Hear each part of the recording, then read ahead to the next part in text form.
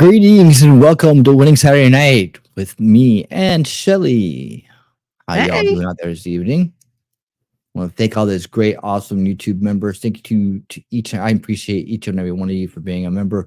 Thank you so much for supporting the channel and keeping it going and pre-purchasing those super chats.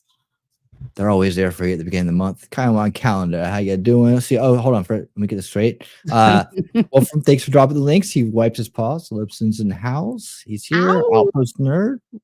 Welcome. Kyle on calendar. How you doing? And Cool Gamer. What's up, man? How you doing? Thank you so much for being a member. Cool Gamer. Hope you're doing well out there, buddy. Would you ever try to watch an episode of Socialism Saturday with Caitlin? I think I've seen one of those, actually. I'm pretty sure I have. Zach, what's up? Zach without a K. How you doing, Zach? Right. And look, Daisy Girl Williams, dang, feds, just shut down Infowars. I was listening to, hold on, wait a second. Is it down? They're still going. No, they're still going. I got it on, I'm looking at it in the background here. The video is still rolling, at least. And they seem to still be in the, I guess they're going to stick it out. Yeah, we're keeping an eye on the situation with Infowars. If in case you guys didn't know, it's our lead story tonight. Infowars is under attack. They're threatening to show up and shut down, like put padlocks on the doors and say, no more, you can't come in here. Like, you know, it's like that's some kind of like big deal because they'll just move the studio somewhere else. They don't seem to get it, but they're always going to try to make things harder on them, you know, make it more difficult to do it, but it'll just amplify it. Alex is one of those people like Trump. No matter what you do to him, they spring back bigger and badder. Like you can't keep him down for some reason. And like Alex was saying earlier today, he's hard to kill. So yeah, they're camping out in the studios right now. They got the crew in there. We've been watching it since earlier this morning. Was alerted to the trouble by Viva Fry. However, oddly enough, I got a message from Josh Tolley from way back in the day saying Infowars needs our help, like last night. So that was wild. I was like, I wonder what that is. But I thought it was like some kind of group to join to like, maybe work there or something. I was like, I don't know if I want to do that. But so I didn't click into the group, but now it makes sense as why he was sending that out. Yep. So yeah, that's been ongoing. Viva Fry was on there earlier today talking. I love Viva. Numerous people went through there and talked on their X Spaces today. They did an X Space and they broadcast it. And in case you don't know, they broadcast 24/7 live on Rumble. So I'm just kind of looking in there. There's this one guy that works there. It looks like Grim. That's kind of funny. He's on right now. The other guy that I thought looked like Grim is on there now. Yeah. I know it made me want to reface it, but it's so damn close. I think the other guy just has more hair or keeps it longer, depending on what it is. But they look a lot alike. What's up, crowd? What are you doing out there? What are you doing out there? We're following the Infowars piece. And basically the only reason they're not locked out right now is because Alex has spent the night there and he's been confronting it. He's been running towards it, not away from it. And every time they try to do anything crooked, he reports it. This is the stream's been running for 67 days. Oh God. 13.2 million views. It's been running, but yeah, that's wild. How do you run a stream for 67 days straight? That's crazy. You have a lot of staff. I just don't know how they do it. How do you keep that alive for that long? I guess if you just never stop, you have one thing running the whole time. How the hell do you edit something like that? That's my question. There's no editing. No, but like later, how do you get like excerpts from it? How do you clip it? Because Jesus, I don't know. Where would you even remember to go back to? I don't know.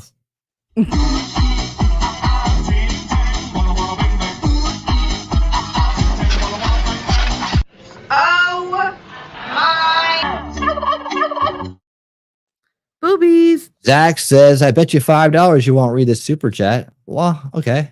You're on. Thank you for the $5 super chat. Zach, I appreciate it, man. You rock, man. Thank you so much. Let's see. I did thank the members, so I can now copied do him that. the other day. I super chatted Gutter's Pub and I put because it was the free thing and I didn't know what to write. So I said this is purely for narcissistic attention. and just because that Zach does that to me all the time. Just putting this up here. We'll call it even. Yep. She has many avatars. She has like a couple different avatars. She has three avatars. Well, maybe more. 3 that she uses. I have a lot of avatars. All right, she has too many. I do. There you go. There's one. So yeah, I know there's a lot of people out there following the story tonight. Rumble's going to be a little bit of a challenge this evening. Oh my goodness. Oh my goodness. How come your chat? What the? How come? What? How come your avatar is different over on Rumble? Oh, because I'm not live. Because Rumble has a delay. I happened to be looking at that, and then I switched back to the this feed, and it was back to the way it was. I'm like, am I going crazy? Yeah, I messed Starlight 84. Everybody say hello to Starlight 84. Hey, Starlight, what's up? How you doing? Welcome. So happy that you're here. Everybody say hello. Welcome, Starlight, to the crowd. We're just getting started. He don't even let me bask. I'm like basking in the fact that I got to confuse you for once. Because that never happens. I never get away with that. And it was over just like that. And I didn't the way we go. Yeah, so we're starting off with some breaking news tonight. We're keeping an eye on the Infowars situation. What I haven't got is even though we listened for many hours a day, and Shelly, maybe you picked up on it and I didn't. And by the way, hello, Lex. Hey, Lex, what's up? How you doing? Welcome to the show. Hey, Lexi. Lexi. Do you know what they were trying to actually use as an excuse to shut down Infowars Studio? Like, I didn't see an actual reasoning there. I just heard it might happen, and that it's being basically held off by their presence there. Well, what he said was he knew this was going to happen in short order as soon as the Trump verdict came in, because that Trump verdict now gave them a shift in power, they feel. So they feel like now they can execute all their plans at once and nobody's going to stand in their way because they got away with the trial. And now we can just push the envelope and see what else we get away with, because if the DOJ is on their side. Hold on. But who's no accountability for them? Who's trying to padlock the doors? And what legal excuse are they using? No legal excuse that I can discern. Yeah, see, I didn't hear about any kind of legal excuse either. Just going to show up, push for power. I mean, someone's just going to show up and put a lock on your door and be like, "Well, no reason." I mean, you got to, even in the most crookedest of witch hunts and trials and everything else we've seen in these years, they've always had some kind of manufactured excuse. So even with Mar-a-Lago, all the places, they don't just show up and do something. But I'm just wondering, maybe I've missed it. Hey, Enya, what's up? How's it going? I honestly didn't catch one legal argument in there. I didn't either.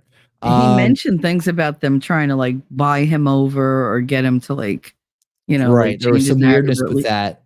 Yeah. So I guess he won't come to our side. We're just going to quiet you. Well, they've been trying to get him to come over to their side for a long time, and he won't. That's why I don't get all these people who think that he's on their side. I mean, the people that overcomplicate operations like that, it's just they're trying to be right instead of know the truth. They just want to be right. It's like they overcomplicate it by going that further. I'm like, dude, people have been trying to and convinced that Jones was part of these people forever. I mean, it doesn't matter how many friends he has, how many things how much money they take from him, how many times they attack him and smear him and try to ruin his life. They still believe it's like some people think that about Trump. I'm like, dude, a man by his enemies. and it's pretty damn obvious. You know, they don't need to go through all of this kind of theater, even though in people's minds that believe it, they need the theater to do it. It's weird, right? But they don't need to go through all that stuff. Things are a lot more cut and dry than the people at the bottom of the abyss come up with. But yeah, there's still people out there that'll believe, oh, wait, he's part of this one group, he's part of this other group, he's CIA, he's this, he's that. Dude, come on, dude. I mean, even let's say they were right about everything, it's still not doing any good. Whatever they're doing it wrong. I mean, it's still not working, and it's still actually working in reverse. So why would they keep pumping money and time and effort into it? So that's when you question those people, like, well, you can't reach them. You're like, maybe you're the COINTELPRO, maybe you're one, right? And people need to turn that shit around on people that do that. Because I mean, it just doesn't make any sense at this point. I mean, at some point, you may have been able to think that, but at this point, there's no way you could possibly believe it. No possible way. In fact, that's what that's how I kind of discovered Infowars. I was supposed to go after and discover whether that was true, and after watching for a long time and researching the things he says and looking at the things he says, looking at the different places they say he worked when he didn't, you know, I came to the conclusion, well, that narrative was false. That narrative was false. So he became okay to you know, to use the information, listen to. Like, I checked off on him for my group like fucking like 15 years ago, and back then it's all the same thing, right? All the same leaps in logic, all the same accusations, all that. So that's what I started realizing. These groups of people that are after him, they may be controlled, they may be handled, because they're really trying to shut this guy out. And he's obviously reaching the most people out there. Jacob Castro, what is up, man? How you doing? Great stream today, man. Throwing in you. Got to catch a Jacob Castro stream today. Happy about that. It just happened to work out timing wise. I was like, boom. Oh, they just starting in like 5 minutes. Let's go. Yep. It was good. It was good. And he had guitars in the background, but they were on stands, and they were in tune, because of course, you know, once you hang them on the wall. Oh, you ruined me, because I noticed you hang them up when you hang up. Then you know, most of those guitars you see on people's walls, they can't really play them that well, and two, they're probably out of tune because they never play them. Oh my god, I literally watched that, saw the guitar, and said, oh my god, it's not a stand, he actually plays guitar. And then I was like, fucking winning. I told Shelly the secret. But yeah, he strummed it once and it was in tune, so you know, he plays it. That's the problem I have with people who just have a guitar, or they've tried to play it one time in their life and they hang it on the wall like they're a player. Some people bust their ass to play. That's all I can say. And like I said, you live in my head. He didn't. Jacob did not know about my music industry background. I think he came along after I had stopped talking about that a whole bunch. But no, I spent many. I'm a jaded musician. I've spent many years in the industry, many years with musicians and bands and all that, to the point where I don't even want to do it anymore. But I do still enjoy a good band like Widespread Panic, who is the house band for Winning Saturday Night. If you didn't know that, they also do the intro and outro for Old School Watch Party Sundays, which I do with the lady here next to me. And we do that. We have a kickoff show and here at 8 p.m. on Sundays Eastern, and then we go over to Rumble and X exclusively to watch our featured presentations, and that is usually a documentary and a movie. We do double headers, and I've decided actually once a month we're going to do double header movies. So within a month time you'll get 3 documentaries and 5 movies. There you go. And they're usually pretty good. Last week we did The Jerk, and we did Fear and Loathing. Dance too, isn't it? Probably. I think it is The Jerk. Sorry, go ahead. It struck me funny. I'm gonna warn you, I ate an edible. Enya Myers was bored out of her mind last night. Sorry, guy. Sorry, I should have done something. I would figure out a way just to do stuff one day. I think I could go over of all things I've lost, I miss my mind the most. Enya Myers. Yeah. It's like me when they're like, don't jump to conclusions. I took one step and their conclusions were. Like, that's just how it is. Coming up next, we got good news of the week, guys, by the way. Yeah. We're just chatting, walking it in. There's a lot of good news. Nerd had a good point. A lot of bad one. Really? which is something I never thought I would say ever in this world. But they can have a reason, but after the Trump case, they can keep it a secret. That's the precedent that they set. We can charge you with something and just not tell you what it is. Like, because that's what they basically did to Trump. Right? That's actually I feel like that's a really good point. That's Lenin. That's Lenin, actually, not John Lennon. The other one, the communist. That Lenin or Stalin? Show me a man, I'll show you the crime. It's remember. one of those. One of those two.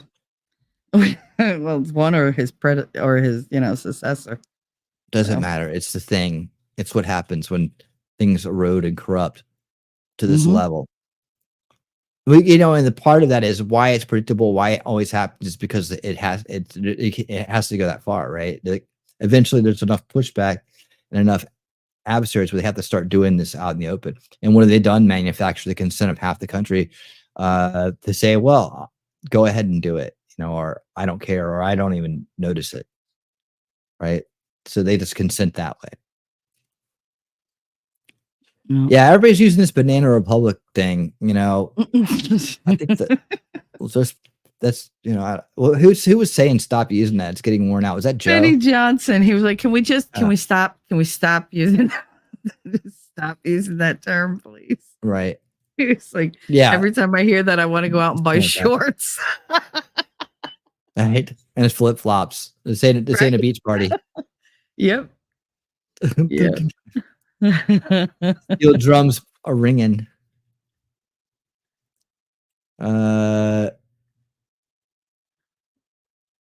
Wolfram said, "Welcome to the Soviet Union." Somebody earlier called it the United Socialist States of America, and I was like, "Oh, great! Now we're not the USA, we're USA." USA.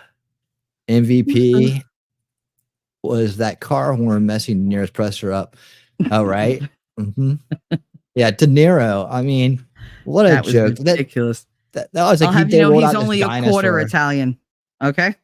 They rolled out this dinosaur. We don't claim him. Hollywood to sit out there like he has any appeal to anybody anymore. Just because he could act all vicious and tough guy. And it's like he's not, right? And then would you say, like, he was talking about how violence is bad, but every character he's ever played is, except for like even the father-in-law was a violent minded person, ex-CIA guy, Yeah, totally hard-headed. Refuses to listen to reason, take anybody's circumstances into account except for his own. Yeah, every character that he does is very narrow-minded and very just reacts with that knee-jerk punch to the face reaction and doesn't want to hear anything. Like, just, I'm right, you're wrong, and I'm going to beat you into submission. That's every single character he plays. Lucky. Okay. Daisy says it effed up Benny got people trolling Salty Cracker over the salt mushroom. See, now who did it first? Which came first, the chicken or the egg? You stop fighting over the salt. Now they're fighting over the salt. There's enough salt to go around. I thought that too. Like he's all over it, but I'm like, is he taking this from Salty Cracker, or because they're both using the same line, or is it just like everybody can use it? I don't know. It seemed like how else would you say it? I don't know. It's a whole segment of his show. Yeah. And literally Salty Cracker has salty in his name. So I don't know. Yeah. Like with other things in the scene, I'm not getting into the drama of it. Nope. So much drama. See, this is what I talk about, like just waiting to kind of find things out and to let things unfold before you make comments on it or make your mind up about things. This whole thing with Nick and his issues and what it's caused. And what really, it's one dude who happens to stream, who's got some personal issues that were public, right? And now that's what's going on, right? But now you have all these people involved in the drama. Of course, you have the people that are out first head, and they have been for a long time. And that's mostly about them more than it is him, right? And so they're always going to be there. The drama scrapers, they have to use that to get views. They have to use that to get attention. But then you have the people that were his friends or have been part of the LawTube foundation, like the core group, the guys in LawTube is getting weird, like the core lawyer group that are now at bumping heads right over this whole thing. It's all about one guy that's had, obviously has some shit he has to deal with, right? Aside from the decision, it's basically down to his decision making, right? I don't want to hear the rest of the excuses. It's a decision every time. He knows it. I know it. But I've resisted coming out and making a big Nick stream, and I was about to do it, and now I'm going to tell you I'm not going to do it because I don't see the point in it. And in fact, it's distracting from the things that are important. At the same time this is going on, Trump just got completely run over by our justice system, which is like, this is a scary thing. Whether Nick stays on the wagon or falls off it, that's not going to change the state of the world, right? We wish him the best, but at the same time, there's things we need to worry about besides one man's struggles with getting older. All right. So, internal dramas, man, I don't got time for them. I'll probably make comments here and there about it, but the hell if I'm going to dedicate a stream to that shit or turn it into my content, where that's where most people have gone now. And I don't like seeing people I like fighting. I don't like seeing Viva and Legal Mindset in a battle. Barnes and Viva in a battle with other law tubers. I don't like seeing it, man. We should all be one big happy family, and don't let Nick's problems become our problems and everybody else's problem. We need unity right now, guys, and fighting over stuff like that in an aggressive way versus just a debate for the truth. That's just gonna it's gonna hurt y'all's channels at the same time. So please don't fall into the trap. Let's all just hold hand, kumbaya, my lord. Come on. We are the world. We are the lawyers. Come on, you guys, hold hands and sing. Let's go. Let's go. Just like the good old days. There you go. There you go. We're gonna have to do a run through of LawTube is getting weird, so we can all feel good about it again. All right, I'm getting off track and missing some chats here. Starlights, thank you so much for being here and participating in chat tonight. I don't know if you're newly subscribed or if you've been around for a while and just happened to catch the live, but we're happy to see you. Make sure you guys that are regulars say hello to Starlight. See, when I hear Benny, I can only think Benny Hinn. Oh God, I remember that guy. I had to listen to what Grandma was watching. Just imagine his head with Benny J's voices coming out of it. Yeah, Benny Hinn. Now, when I was on the road as a musician, we get back at the hotel late at night, and him and Robert Tilton, they would be on and we would get a kick out of just like winding down, listening to these guys, just laughing at what a grift it was, and trying to call in and just have some fun with them. Yeah, Benny Hinn, TV preacher. I remember him. He's a Hindu. He's a Indian guy. Yeah, that's him. Yeah, quite a salesman they are, and that's the problem with the when things go too far in the other direction, right? When things go too far in one direction, you have no morality. You have hissing witch women getting attention, looking gross as gross can be. And when things go too far in the other direction, you have fundamentalists, you have these grifting evangelical preachers out there executing a different type of mind control. And it's like that religion or Christianity or anything like that's, at its core is mind control, but people grasp onto it and they use the power to do that for their own selves. So those people, pull them down with the devil crew on the other side equally, because they're both working for the same master, And that's a shame. That's what pushes people from one side to the other generationally too. You don't want to be like those bad people in Footloose who wouldn't allow dancing. Now, would you? You guys like to dance, don't you? But on the other side, you got I'm a leech, and rip your kids' genitals off and expose them to grotesque pornography at an early age and warp their minds. They don't even know anything about the world yet. So you have two different sides of like the most extreme sides of things. That's why us base people got to keep it together, man. And it's hard sometimes, but we got to keep it together and we got to stick together. And that's what we do right here on Winning Reality. Yep. As Well, you're talking about extremes, right? Mhm. Like, I mean, that's how they get us, because they say, oh, you went too far here, or you went too far there.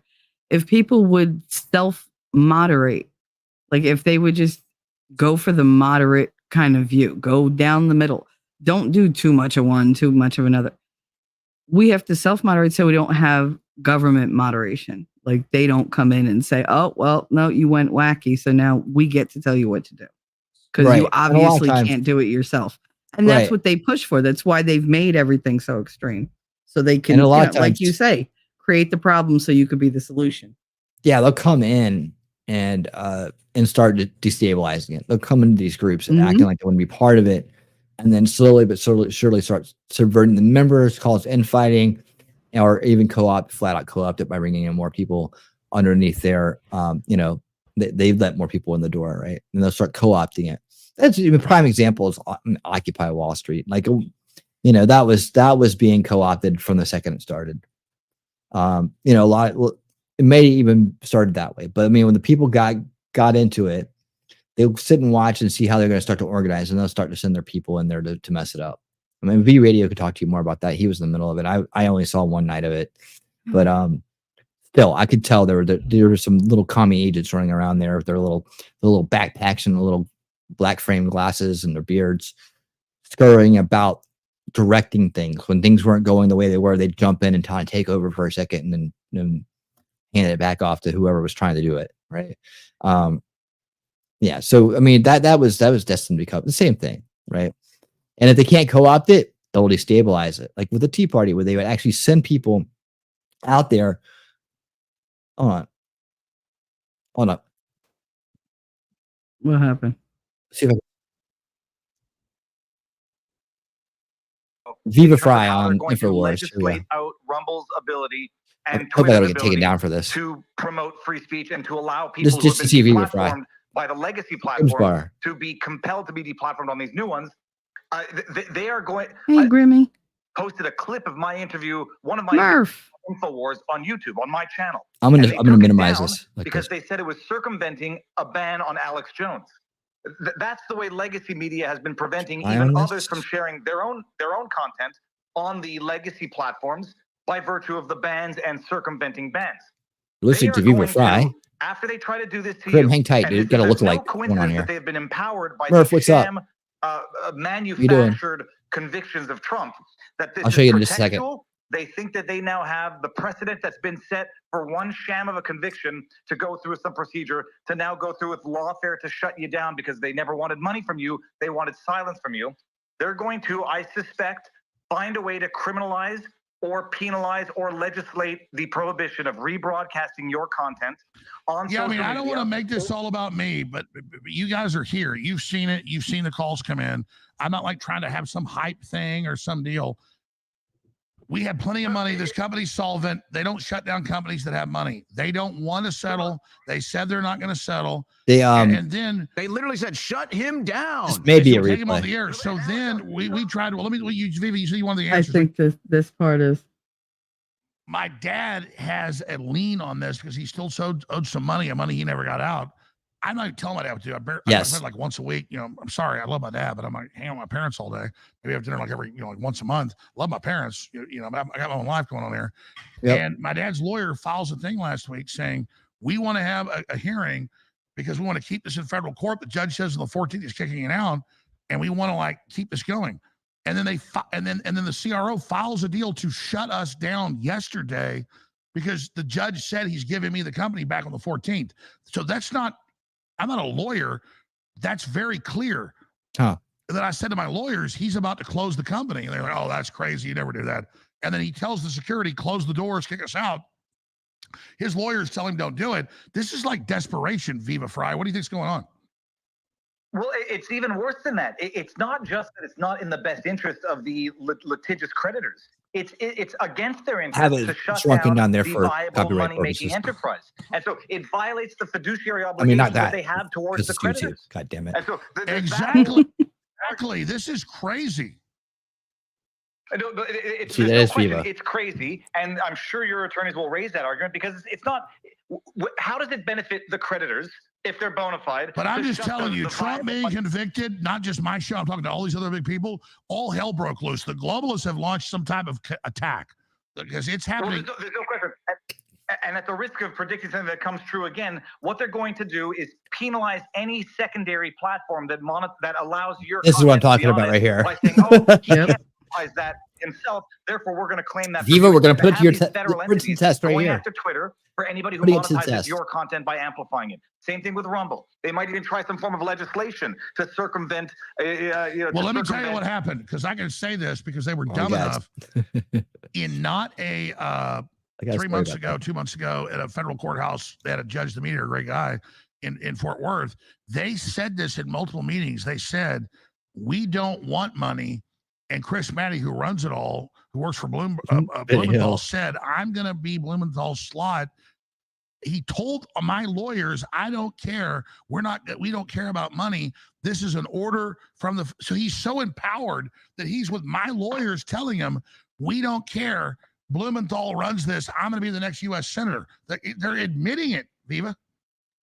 No, it is. And what they're admitting also is that they are acting against the best interests of the creditors that they allegedly purport to represent.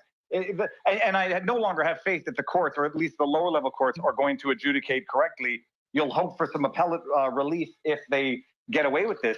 But they're going to find creative ways and ham-fisted ways to prevent anybody from even amplifying you by hosting you on their channel. I'm sure of it. But it won't succeed.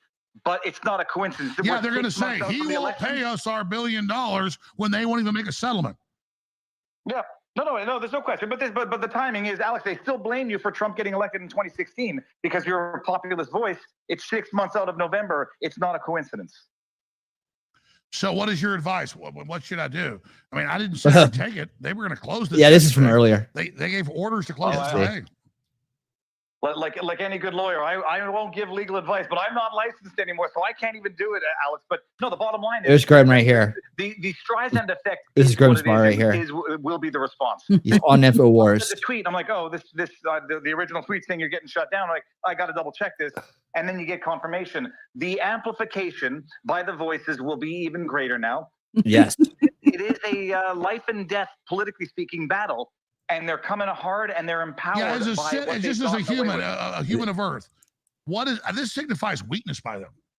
Who compels the fiduciary duty? Who compels the fiduciary duty in this? Well, they're supposed to represent their clients.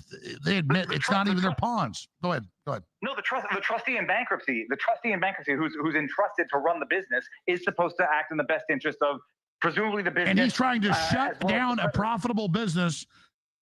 What does that tell you?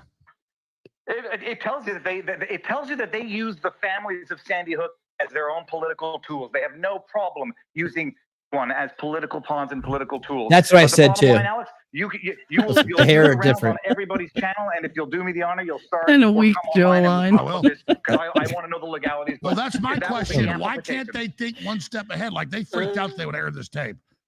And they're like, we're going to take you off the air. And I went, oh, you think that stops it? Like, oh.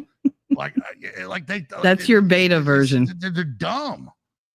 No, but they're dumb. But meanwhile, you saw it when they had the incident with Russell Brand, and then they go after Rumble, and then they go after the other platform saying, are you guys making money or letting him make money of his content on your platform? They're going to go after the platforms even harder after this, and they're going to create some sort of machination that it is unlawful, or they're going to claim compensation for anybody who rebroadcasts you or hosts you. I'm sure of it. But exactly, because under law, they have to try to grab my paycheck or go after me. They're going to claim those paying me are bad. Exactly. It's a way to demonetize everybody. Yep, I think so. But I'm going to continue listening on mute now. But Godspeed, Alex. Keep it up. Thank you. Really sophisticated things, he said. He loves Viva. Who's up next? All right. Yeah, so this is a reloop. So they're on reboot now. They're on rewind. Replay. They're on replay. I don't know when that switch went over, but I don't know. I got scared as hell. I looked over it before and I saw nothing but pictures of crows. I was like, what the hell is this? It was that was their background. He just made it bigger. But I mean, there's some Grimmy going. There's a little bit of Grimm here. A little bit. I said that's his beta version. Grimmy's the alpha version, and there you got the beta version. Beta Grimm. All right. The crow. Oh Lord, what a day! What a day! What a day! I would love a couple days with no drama. That'd be great. And I just feel like the roller coaster is just starting down the tracks. That's the scary part, because it's just going to get more intense from here on out. But getting on to one of the things that you said before, that you were commenting about Nick and how you're not going to comment about Nick in the way that you wanted to, which, like I said, your opinion is your opinion. I'm gonna support you no matter what you do, what you decide. But for me, my only statement is Nick is my actual friend, and I'm Nick's friend. Yeah, all I care about is him finding the flaws, finding the problems, finding the solutions, and being at peace with that, and for just him and his family to get well, to get to a better place. This is not a good place. No matter what he's going through, everything everybody's saying is not helping. It's just more stress and more weight being put on an already delicate situation. And it sickens me that people feel it's their business, feel that they're in the right and they have the right to say anything like truly repulsive to him, to anybody else. The lawyers going at one another breaks my heart. It really does, because they're all busy talking. Listen to me, listen to me, listen to me. Hear my voice, hear my voice. Nobody's listening to anybody else. So they're not having discussions. They're being lawyers. They're just arguing their point and blocking out everything else. That's the nature of the lawyer. The personal shit is stupid. Just going over the board just to add a line about how people are. I don't care what side it's coming from, honestly. No, they're dividing people, and I'm not down for that. We need to get together, not be pushed apart even more. They don't. Yeah, exactly. They don't need to make it personal.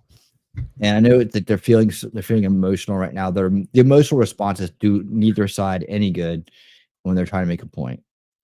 They're better off just hanging back on that. And that's why I said, people want to get out in front of it and talk about the charges. That's cool, and then leave it at that. You're going to actually try to give them advice. I mean, hasn't people been trying to give him advice for a long time? You think he's going to listen to you? I mean, he makes his own decisions, and that's why anything I have to say is going to turn into a lecture, which is going to fall. He's never going to hear it anyways, because he's never going to watch this. Yeah. He didn't watch the good stuff I did. Actually, he did, because I sent them to them, but he did. I made sure to DM him all of that. You'd be surprised the videos of yours I've sent him. Oh, sorry. So you say a lot of Yes. He does. It's part of his bid. And this is the thing about his shock jock streaming, right? I think it's unbecoming. He doesn't need to do it. And when you do shock jock stream, you attract a certain crowd, and that crowd is probably going to inevitably drag you down, because they're all about the attacks and the drama that you're adding in, you're mixing in. So I hope his reboot doesn't include any of that stuff. And I think if he thinks really hard about it, he'll realize that when he was going through those times, that as he was sliding down the hole there, he was making a lot of bad decisions and things he said to people, and that those decisions and those things that were said at those times were done not in a clear mind, not in a clear state of mind, and maybe the decisions to double down on those things he said were not a good idea, and maybe he decides he wants to be better than that, and that he may even issue some apologies that may get him out of some lawsuits, or at least help settle some lawsuits that he's in right now. He doesn't need time for name calling lawsuits right now, regardless, right? And those decisions he made to continue to say those things, that got him in that 100,000 plus hole, financial hole. While there's ins and outs of that, at the same time, you're thinking back to yourself after you hit rock bottom, or after you've hit that moment of clarity and all that, that maybe if I had a clear head, I wouldn't have said those things, or I wouldn't have even cared, or I wouldn't even have acknowledged them, right? The easiest thing he could have done way back in the day, way back in the day, a couple years ago, a year ago. 2 years ago. When Monty showed back up in his chat, was just block him.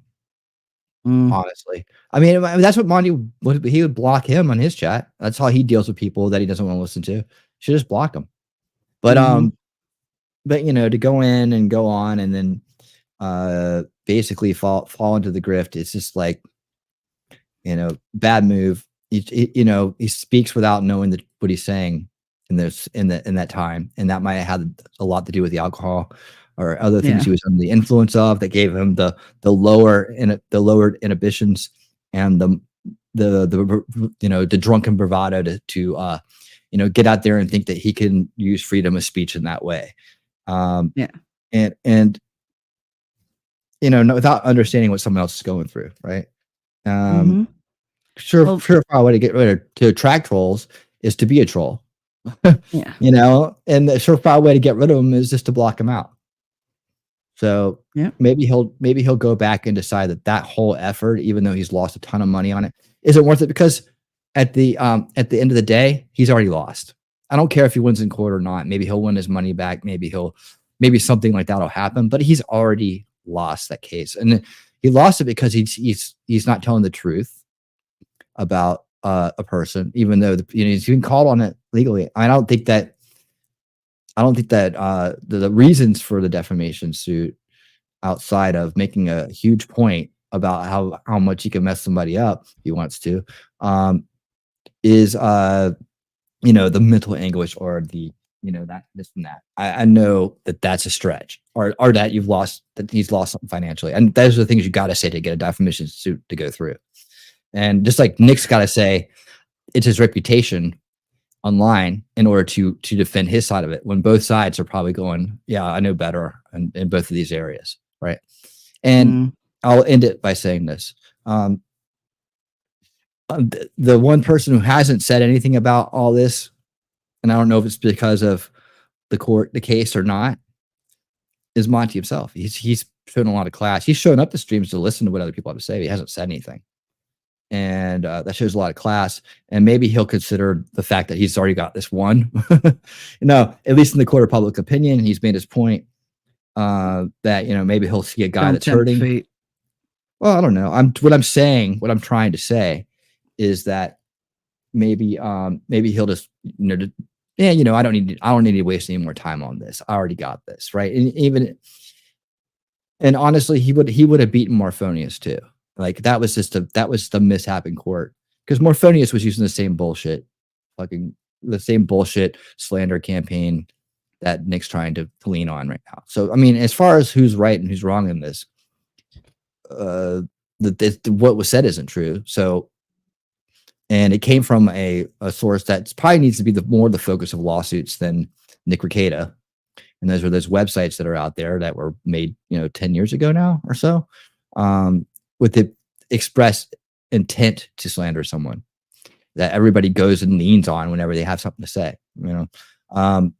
Maybe he'll consider letting him off the hook and just being the bigger man, and give him a break and letting him go work on getting sober, getting his life together, and realize that maybe those things he was saying and doing were the result of that inebriation and that crisis, that mental crisis he's been going through. I think he has bigger fish to fry. That's just my 2 cents on it. I think he's learned, right? He's learned don't spit in the wind. Yeah. Because he saw it play out so many times by now. That's got to be a lesson that he's learned. And I'm hoping that Nick learns that lesson. Murph Surf she's upset because he called people pretty terrible things. He did. That loose tongue. I lived with an alcoholic for a while. The things that they'll say, they go through their head and they just come out of their mouth, and it really is just a part of them that gets let loose. Well, like Ron White made a whole bit about it. He said he got pulled over for drunk driving, and You know, the cop asked him a bunch of questions. He said, "You have the right to remain silent." And he was like, "Yeah, I have the right to remain silent, but I didn't have the ability." And so that's what got him in trouble. And that's what landed him in jail for the night. But I mean, it's true. Like, how many times you have a thought, you have the self-control to stop the thought from jumping out of your mouth. And a lot of the time he's to the point where he doesn't have that ability. And then he latches onto it. And what does he do? He rants about things. So he goes on a tangent about it and it gets bigger and bigger. So there's one little thing that slipped out turns into a mountain of things that shouldn't have slipped out. And it's a very slippery slope. They say that it's a cliche for a reason. You know, that nobody has to have sympathy. Nobody has to have anything for him. It's just, it is what it is, you know? And now the only thing that I look forward to is the future, is trying to, you know, like push him to get to a better future. So I'm not about the criticizing. I'm not about what can't be undone. You know, I've made a lot of mistakes in my life. I've had mistakes made against me. If I lived in that, if I let that get to me, I'd be where I was 2 years ago, not in a much healthier mental place. So it's all about going doesn't forward. Release inhibitions. It lets through the parts of you that hasn't been allowed to grow. Well, it causes inhibitions, right? I mean, it makes you uninhibited. Yeah, that's the right word. That's science. That's just, it makes you become less inhibited. So it actually does. I mean, I've drank them before. I mean, it's a personal experience. Yeah. Don't know that I agree with you on that one, but it will unleash some parts that you hold back or that are immature. Yeah, I guess that's the second part of that makes sense. Allowed to grow, the juvenile or immature. part of you. Yeah, I like that. So he says he called people pretty terrible things. He attracts people that encourage and perpetuate that behavior. I can't feel sympathy for him, or just let him get through it. Maybe he'll, come through it and improve. You know, that's exactly right. You can't really say that he wasn't asking for it, right? But at the same time, he, hold on, let me go to this. At the same time, he's kind of got a little bit of know-it-allism going on with him. He does half-assed research and thinks he knows what's going on. He's not some experienced party lifer. He's a baby. He's like a little itty bitty baby newbie intro into party lifer, and he went overboard because he has tons of money, and who knows what other people in the background. He's got a dealer somewhere influencing him, telling them shit, trying to educate him and indoctrinate him into the society. But the thing about it is the people that are party lifers have been doing it since high school. And I'm not talking about the ones that fall off into junkie world and blow their lives. I'm talking about the ones that function all the way through.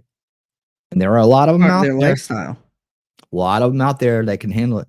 So they kind of grow into it. He's like rock star syndrome, a lot of money, want to do midlife crisis on top of that, goes into meets the party people because he elevated status, right? Gets locked in that lifestyle for whatever reason, and then overdoes it. And then overdoes it, train wrecks, and there you have it. Like I was told, like he was bound to either go one way or the other, either completely train wreck it, get screwed up with the law, have overabundance of it, get really caught up in it really fast, especially being isolated in the house too. Guys who runs around with kids and stuff, but just being out there, having the ability to buy and do whatever you want to whenever you want, and or go the other route and OD. So luckily it wasn't OD. So that this is his wake up call, his chance. Let's hope he takes it. So yeah, it gives me a big cause for not giving a shit about anything I don't want to. That I don't want to. Good call on that one. But you need to call. You need to care about the things that matter, the bigger things we talk about here. Like Nick Rekieta and his problems aren't going to save us from the impending things we see going on, like with Trump, and with Alex Seday and all this tyranny that's creeping in. It's running in like full force now. We see our justice system made a joke. Global bullshit. Yeah, and now it's out in the open. And believe me, the rest of the world sees it too. Like we've been on top of the hill for a long time. There's a lot of them out there too that I'd be happy to see us fall. Hey, what's up, Thomas? Want to know if Shelly has ever gone to Action Park before it was shut down? I bet you she has. And so what? I sure did. So what was it? She goes to Action. She goes where all the action is. Oh, shut up. Tell us Do you about know Action about Park. Action Park? Tell us all about it. Action Park was a water park in New Jersey. It was one of our first ones. You know how you go to like Hershey, they have their own water park. This was a huge water park. It had tons of flumes and slides and, you know, wading pools, tidal pools, everything.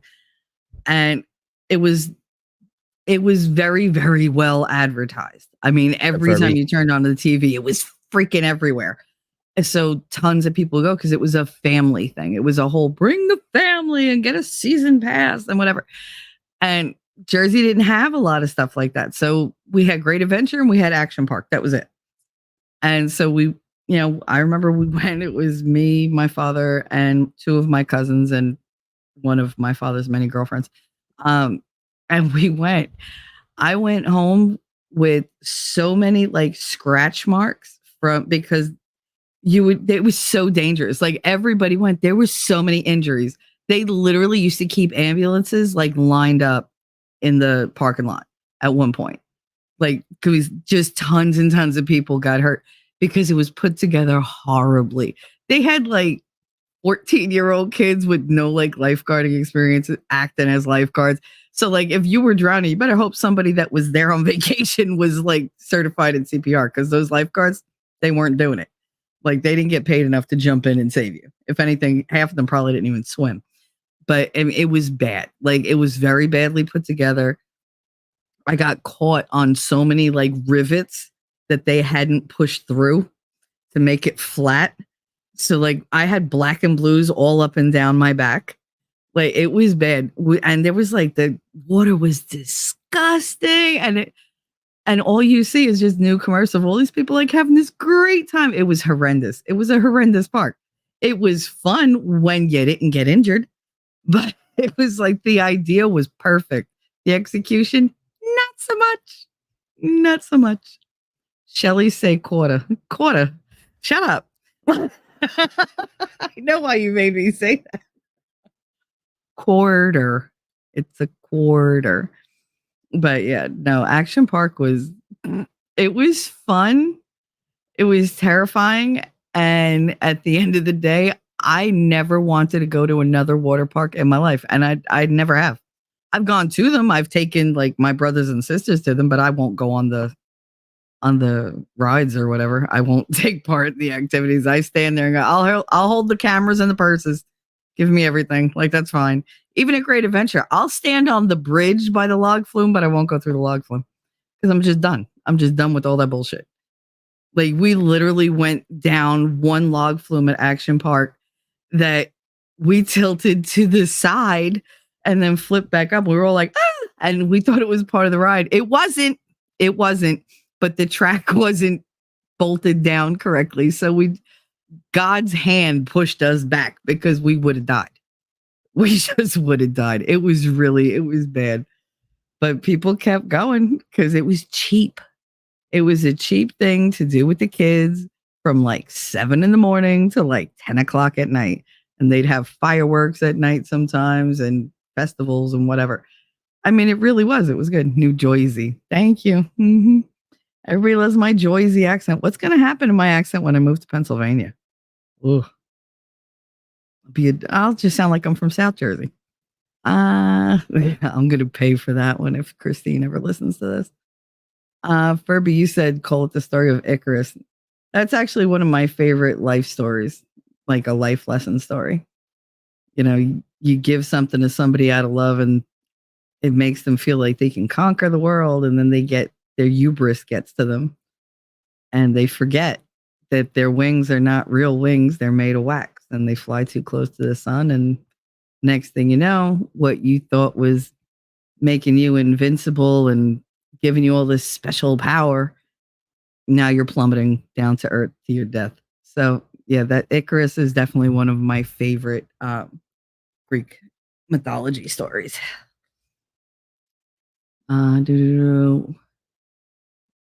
We should all support Nick in getting clean. Yes, I mean, that's the thing. I'm not about the punishment. I'm about accountability and consequences, but not punishment. Like, you need to deal with your consequences, because that's what's most important to me. I don't feel it's anybody's place in life to punish somebody else for something that person should be owning up to. Give them the opportunity to own up to it and to deal with the consequences that they've wrought. Piling onto them isn't going to help anything. And once those consequences are dealt with, then you say, okay, so you took care of all your, microcosm, situations, everything settled. Now we're going to talk about the bigger picture. Here's what has to happen. And again, I don't think being punitive about it is going to be helpful, especially with some people. Some people give new definition to the word stubborn. And you don't have to like it. You don't have to not like it. I don't particularly love stubbornness, but I'm extremely stubborn. I know it's a flaw. Are you going to not like me because, I'm stubborn? My stubbornness might be a coping mechanism. It might come in handy for you one day. It might be there just because that's who I am. You can't change who people are. You can only change the circumstances. So if somebody really doesn't like it, they should move out of that sphere. It's very easy to just look away and, just not partake in other people's business. But the internet, it's so mean because nobody has to face their own consequences of what they say. Or so they think. Like I said, don't spit in the wind. Eventually it comes back at you. I've paid a lot of dues. I've had to, make up for a lot of consequences I caused. I own up to it.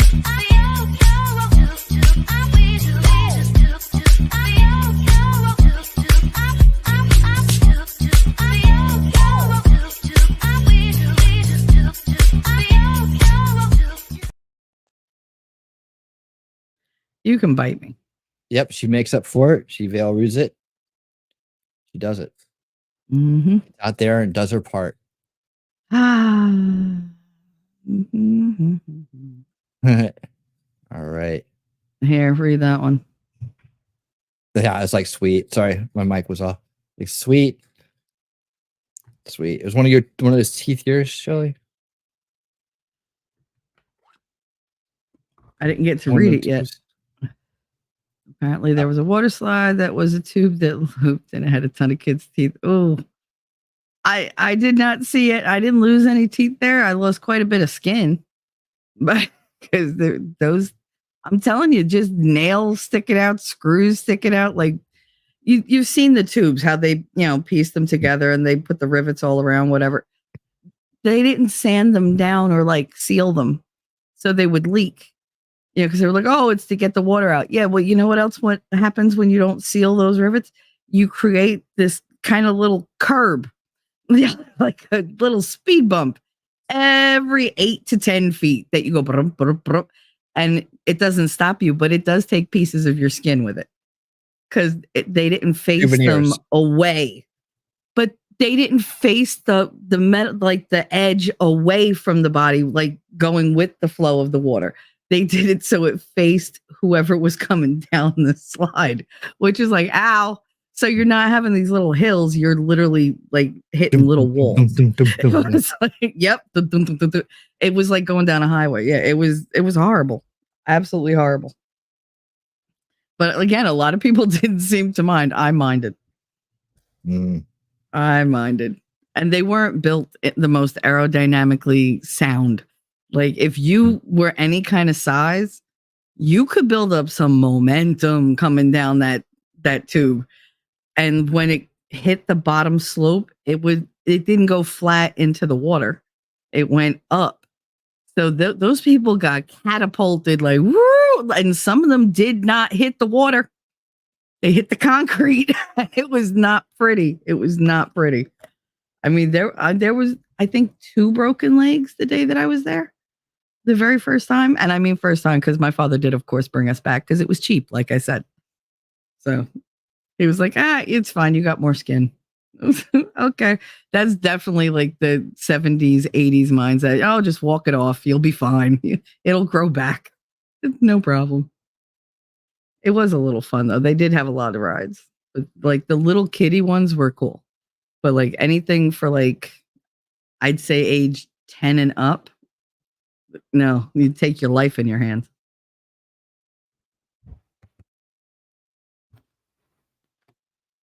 What the hell is a snooki? Again, the Italians don't claim her either. I don't claim Snooki. I don't claim Robert De Niro. None of them. Why do you keep taking your hands off here? Oh, I clicked it by accident. Jeez. Like a go-kart track ramped up nearly full-blown cars with. I hit that show. I never went to it. To alter every or a ride. Oh my god! More extreme. Okay, well, the go-karts. First of all, you only had to be like 3 years old to drive a go-kart. Yeah. So it was not fun watching those little kids get fucked up in those go-karts. I mean, it's funny now. But at the time, no. That's something I would have done. Yeah. As a youngster. Yo, like I could see you try to drive that at 3 years old. I would have been awesome. So yeah. But they weren't like, like sometimes they have go-karts like on tracks or whatever. I think he's talking about teenagers. Yeah. But I mean, you could legit like get up to a speed and then just ram in somebody and you could flip them right off the track. Like out of the lane. That was the point, wasn't it? No, because you don't get handed a helmet. You're there in flip-flops and a swimsuit. I was doing it wrong. No, it was bad. Even like they had tons of different things. Even like their the bumper cars. They did have a bumper car thing for a while. And what they didn't think of, it's a water park and you're dealing with everything that's electrified. And you got a bunch of wet people going in there, and they would have puddles in the middle of the like place where the bumper cars were. So yeah, you would get shocked. You didn't get electrocuted, but you would get shocked, and that's not what you want because there's big puddles of water in the middle, and you're driving these these bumper cars over it, and eventually something's gonna connect. So yeah, I agree, Furby. I agree. I left childhood and went off to young adulthood or old childhood, and by the time I had kids, everything had changed. I was like, what the hell? I was like, there's no kids in this neighborhood running around playing, knowing each other. The schools are weird, neighbors are weirder, and it's just like, those times are gone. Like I would be worried about, I would be worried these days, but it's not because, I don't know if it's because of the area I live in or if it's because, I don't know, but sending them off on a bike, like my parents had no problem sending me up. Maybe they just didn't like me as much. They had no problem sending me off on a bike all day. Like, get the hell out of here. I don't want to see you until the street light comes on. Right? Yep. I had all kinds of things going on. You could have been anywhere running into anything. Was it if people were more moral back then and they're not now? Maybe. But yeah, what happened to that? I'd love to see that come back around one day, like where people could actually feel like they could do that. I don't think we're going to get there anytime soon with 14 to 17 million illegal invaders in our country right now. I don't understand how that's going to happen when we can't, we can't even trust who the hell is from here now anymore or not. Because people that aren't from here, they don't care. They don't have the ones that came here legally care, but the ones who didn't, who are just here to pillage, they don't give a shit. They show it every day. We see it evidence every day. So it's actually going to get worse, I think. And then that's going to hopefully, lead to some community building. But what happens when you build a community like that? It becomes exclusive. In order to keep it exclusive, it has to have an exclusive committee of some kind or exclusivity to it. That becomes a violation. You're trapped in there too. How do you keep the people you don't want out of your neighborhood? Well, People will call you a racist if you do that. You know, they'll call you all kinds of things. You just want to keep out people that aren't from this country, from your, you know, that have snuck into this country illegally, let's say, from your neighborhood. And you do that by carefully being exclusive as to who can move into your neighborhood. You know, people will say, well, they'll use that whole racism excuse on you, right? It's going to be tough to get that back, man. I mean, a lot of things that makes me wonder if it could ever come back the way it was, or if it could ever be refreshed to at least look like the way it was. You know, at least have the same freedoms and experiences, maybe in a different way. I don't know. That's the part when I start thinking down that road. It's not a good run. It's not a good run for things. I usually come to the conclusion that there isn't not really a way to get that back. But I'm optimistic to a fault, and I hold out faith that something will come along that will show us the way, show us the light, and we will be awake and aware enough to follow it when it does. But yeah, having those big gatherings of kids in the neighborhood and letting them work out their things on their own without people getting jumped by 20 of them at one time. I mean, fights used to be one-on-one. Okay, winner. You know, whoever wins, and that's it. But you know, now it turns into gang fights. Ever since rap music really took off, it turned into gang fights. Gangs were, instead of being stomped out, they were put to work. You know, and that became a battle cry. It became a way of life. It became a thing. And they, you know, now it's all about, oh, we'll just all kick them in the head. We'll just all gang up on them because, you know, the color. And it's the stupidest thing. And I hope people that have done that live with the horror of hurting someone to that degree for the rest of their lives, and that keeps them from ever doing it again and teaching their kids not to do it. Maybe that's the way. But anyways, yeah, if to sending the kids off in the neighborhood now would be kind of scary. I don't know if that I could handle it. You know, because it's just like you just don't know who was there. And nothing there anymore, you know. And people will still, you know, use weapons and go to jail and think it's cool because music says so. Another one of those things I have problems I have with music. People get religious about it. They get hypnotized by a stupid song or a stupid melody, because it is a language speaking to you, and it is very to manipulate people with music. Very easy. Music's emotional. It's an emotion. It is. I mean, they don't even realize. I mean, that's why songs make you cry out of nowhere. Like, yeah. Because it pulls at threads that you don't give a lot of attention to. You know, triggers that you didn't even know you had, but they figured it out. I know some people have them, so they just go for different triggers. That was the whole, you're absolutely right, the whole rap industry. What that was created and pushed to up the gang violence, to up, you know, to like, how do I want to say it? Like, to glamorize or romanticize drug use, to push that so that they could come in and pass all these like hardcore drug laws, but they were making money off the drugs. So it was like, they were making money off the, you know, music industry. They were making money off the drug sales. They were making money off the arrests, and they were creating a racial divide and a set prejudice. So, I mean, it was really multi-layered what they did just by saying, hey, you know what? Pay a bunch of guys to, you know, start spouting off lyrics and it'll catch people's attention. It'll take over. It'll become a whole culture. And they weren't wrong. They weren't wrong. And they did it at a time where a lot of minorities were living in slum-like areas because there was no community involvement and there was no help for them. They had degenerated to a point where they could be exploited. And that's what rap did. You know, they say, oh, it raised our voices. No, it created a narrative. Nope. It created a picture. It created a pathway to prison, is what it did for a lot of people, for a lot of kids. Very influential. Absolutely. That's how they did that generation that was coming up. That's how they did to them. Right? They set them up for prison.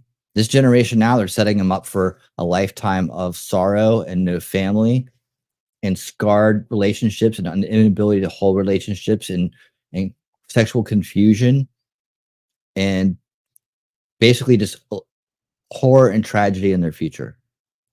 The type of mind control they're using now, whether it's pornographic, it's disgusting, it's what they're doing to this trend. And what the kids don't realize is it's just a trend. It's going to go away. And the ones who get swept up in it are the ones who are going to be completely broken by it. They're going to be the victims of the establishment this time. And they don't get it. They think this is the glory day, right? Like when all the rappers are they're walking around, they're looking like they're all cool, flashing their money and all that stuff like that. They're all in prison now. They're all, or dead. The establishment did their job. They got them to fall for the grift.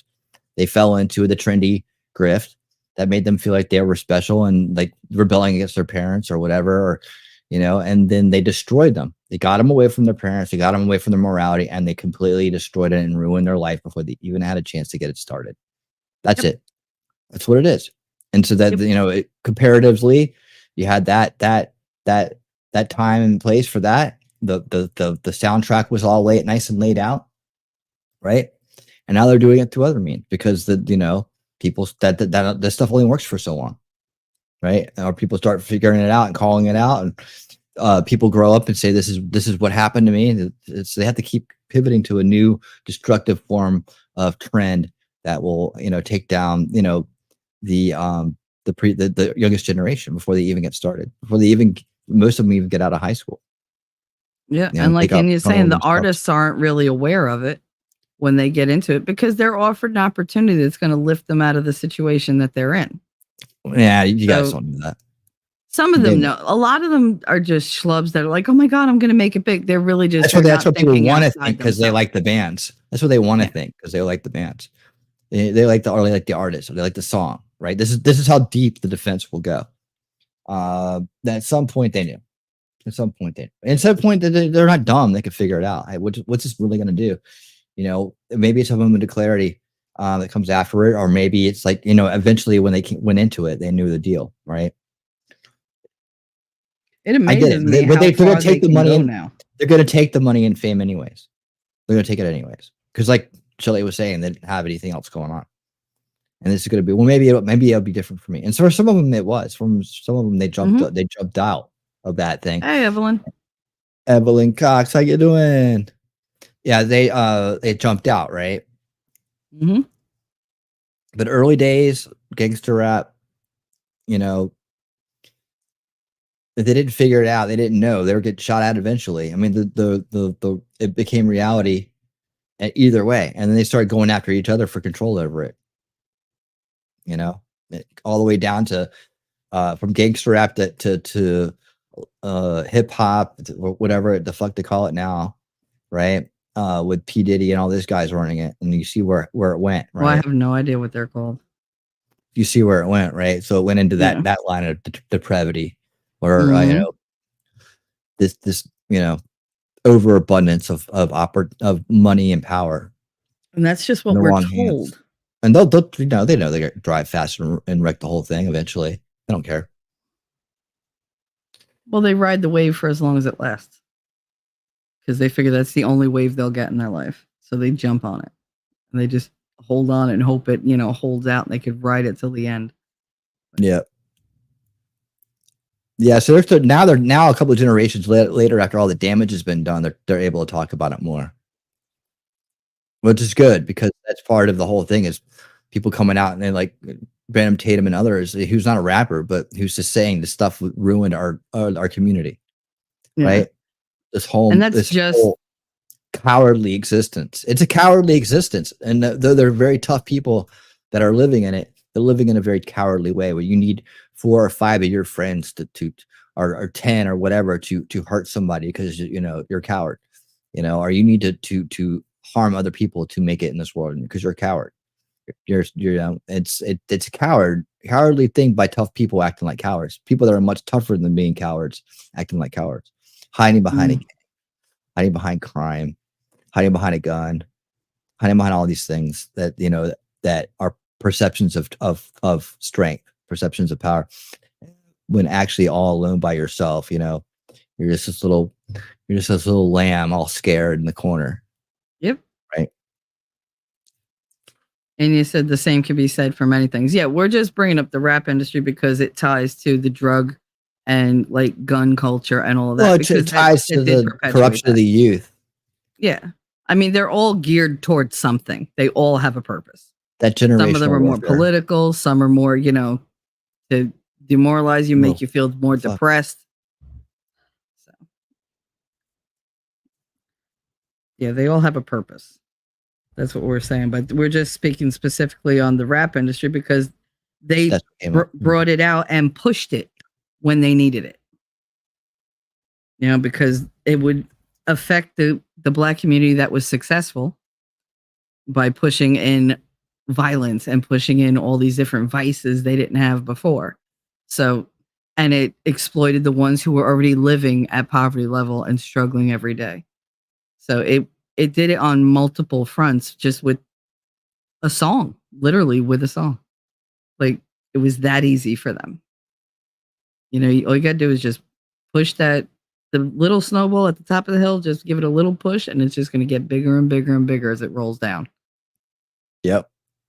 Social media is doing this. A song can change everything, just like this.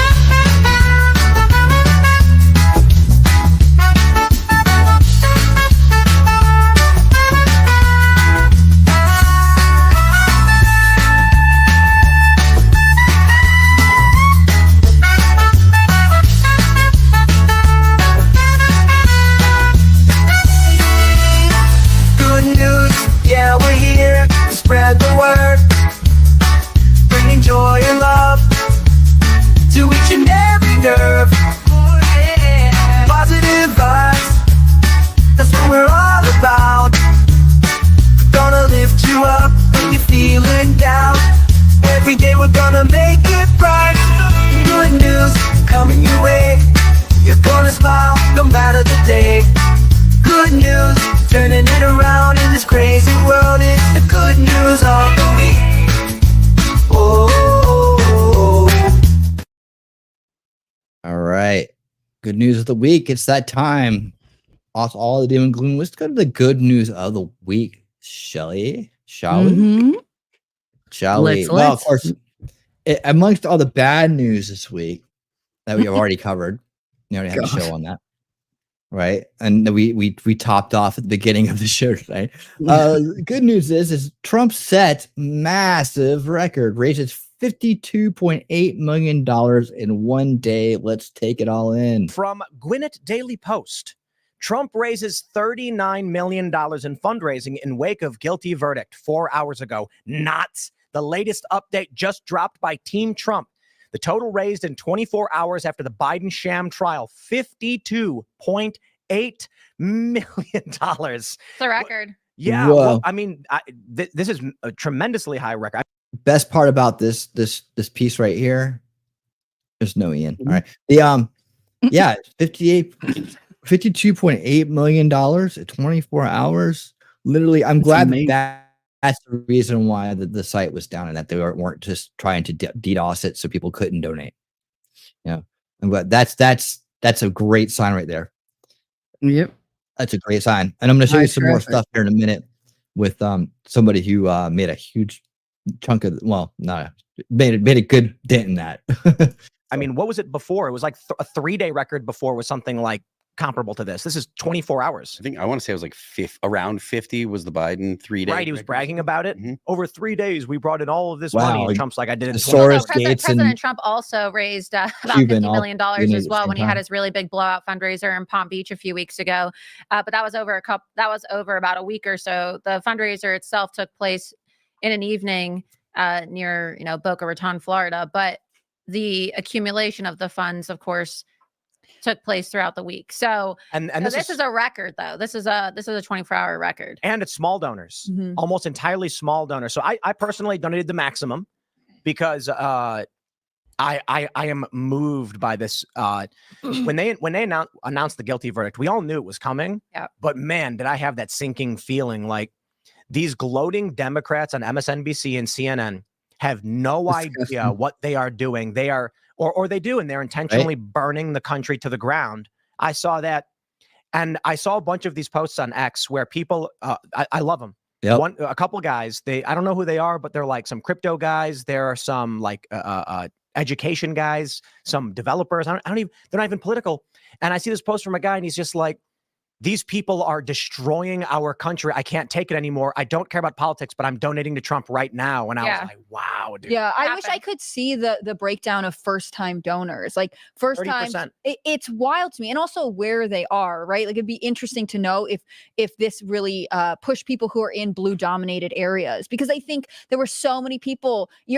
I think we all knew this is probably the likely outcome, but I think there were moments during this trial, and you have to hand it to Trump's defense, where like when Michael Cohen admits he was stealing from Trump, like there were moments that you were like, this really does seem like something that could win over a jury. And I think that devastation of seeing all 34 counts come in and being like, they're just really out to get him. It's interesting what a motivator it was for people to take action. Well, it was also really touching to me to see so many people. There were people on Social Security. There were, people on disability reading the comments, because I put out a post and I was like, oh, I have almost 1 million followers. Everybody donate $5 so that we can, raise $5 million for President Trump, because I'm almost at 1 million followers on X. And there were all these people, some of them, elderly people in the comments saying, oh, I don't really have any money, and I have about $10 in my bank account, and I ate tuna fish sandwiches for dinner the last week, but I'm going to give, my last $5 to President Trump. I mean, that's how much people love President Trump. They are literally willing to go without food. They are literally willing to starve themselves for the sake of supporting President Trump. And there's nobody else in this country who's ever been president, nobody else on the ballot, nobody else in the political arena who inspires people that much to the point they're willing to starve themselves. I think that the as much as there are plenty of people that are Trump fans and that love former President Trump a whole lot. I think really the important thing here is to focus on the fact that this isn't just about Trump. And that's something that Trump himself has said. It's not specifically about Trump. He's just kind of in the way. The fact of the matter is there are people that are in government that don't ascribe to our system of government. They don't believe that you can make a legitimate argument. This is where Jordan Peterson was very, very much ahead of his time when he was pointing out that there's a lot of postmodernism in the way that the left debates now. This guy never. I mean, I don't even know who he is. His points are okay. Like with the problem with Tim's crowd there's a lot of them have catching up to do. So I tend to grow a little impatient with this crowd. I don't mind listening to as much as the other people there. No one's wowing me in this crowd. They all seem like they're beginners, and I passed beginner a long time ago. Got to start somewhere. Yeah, and that's what I always thought. Like that, Tim's got a good launch point. He's got a good awareness campaign going on, so it's a good place for people to start. Yeah, it is. But let's take a let's see. Biden raised all that ukulele money? Yeah, ukulele.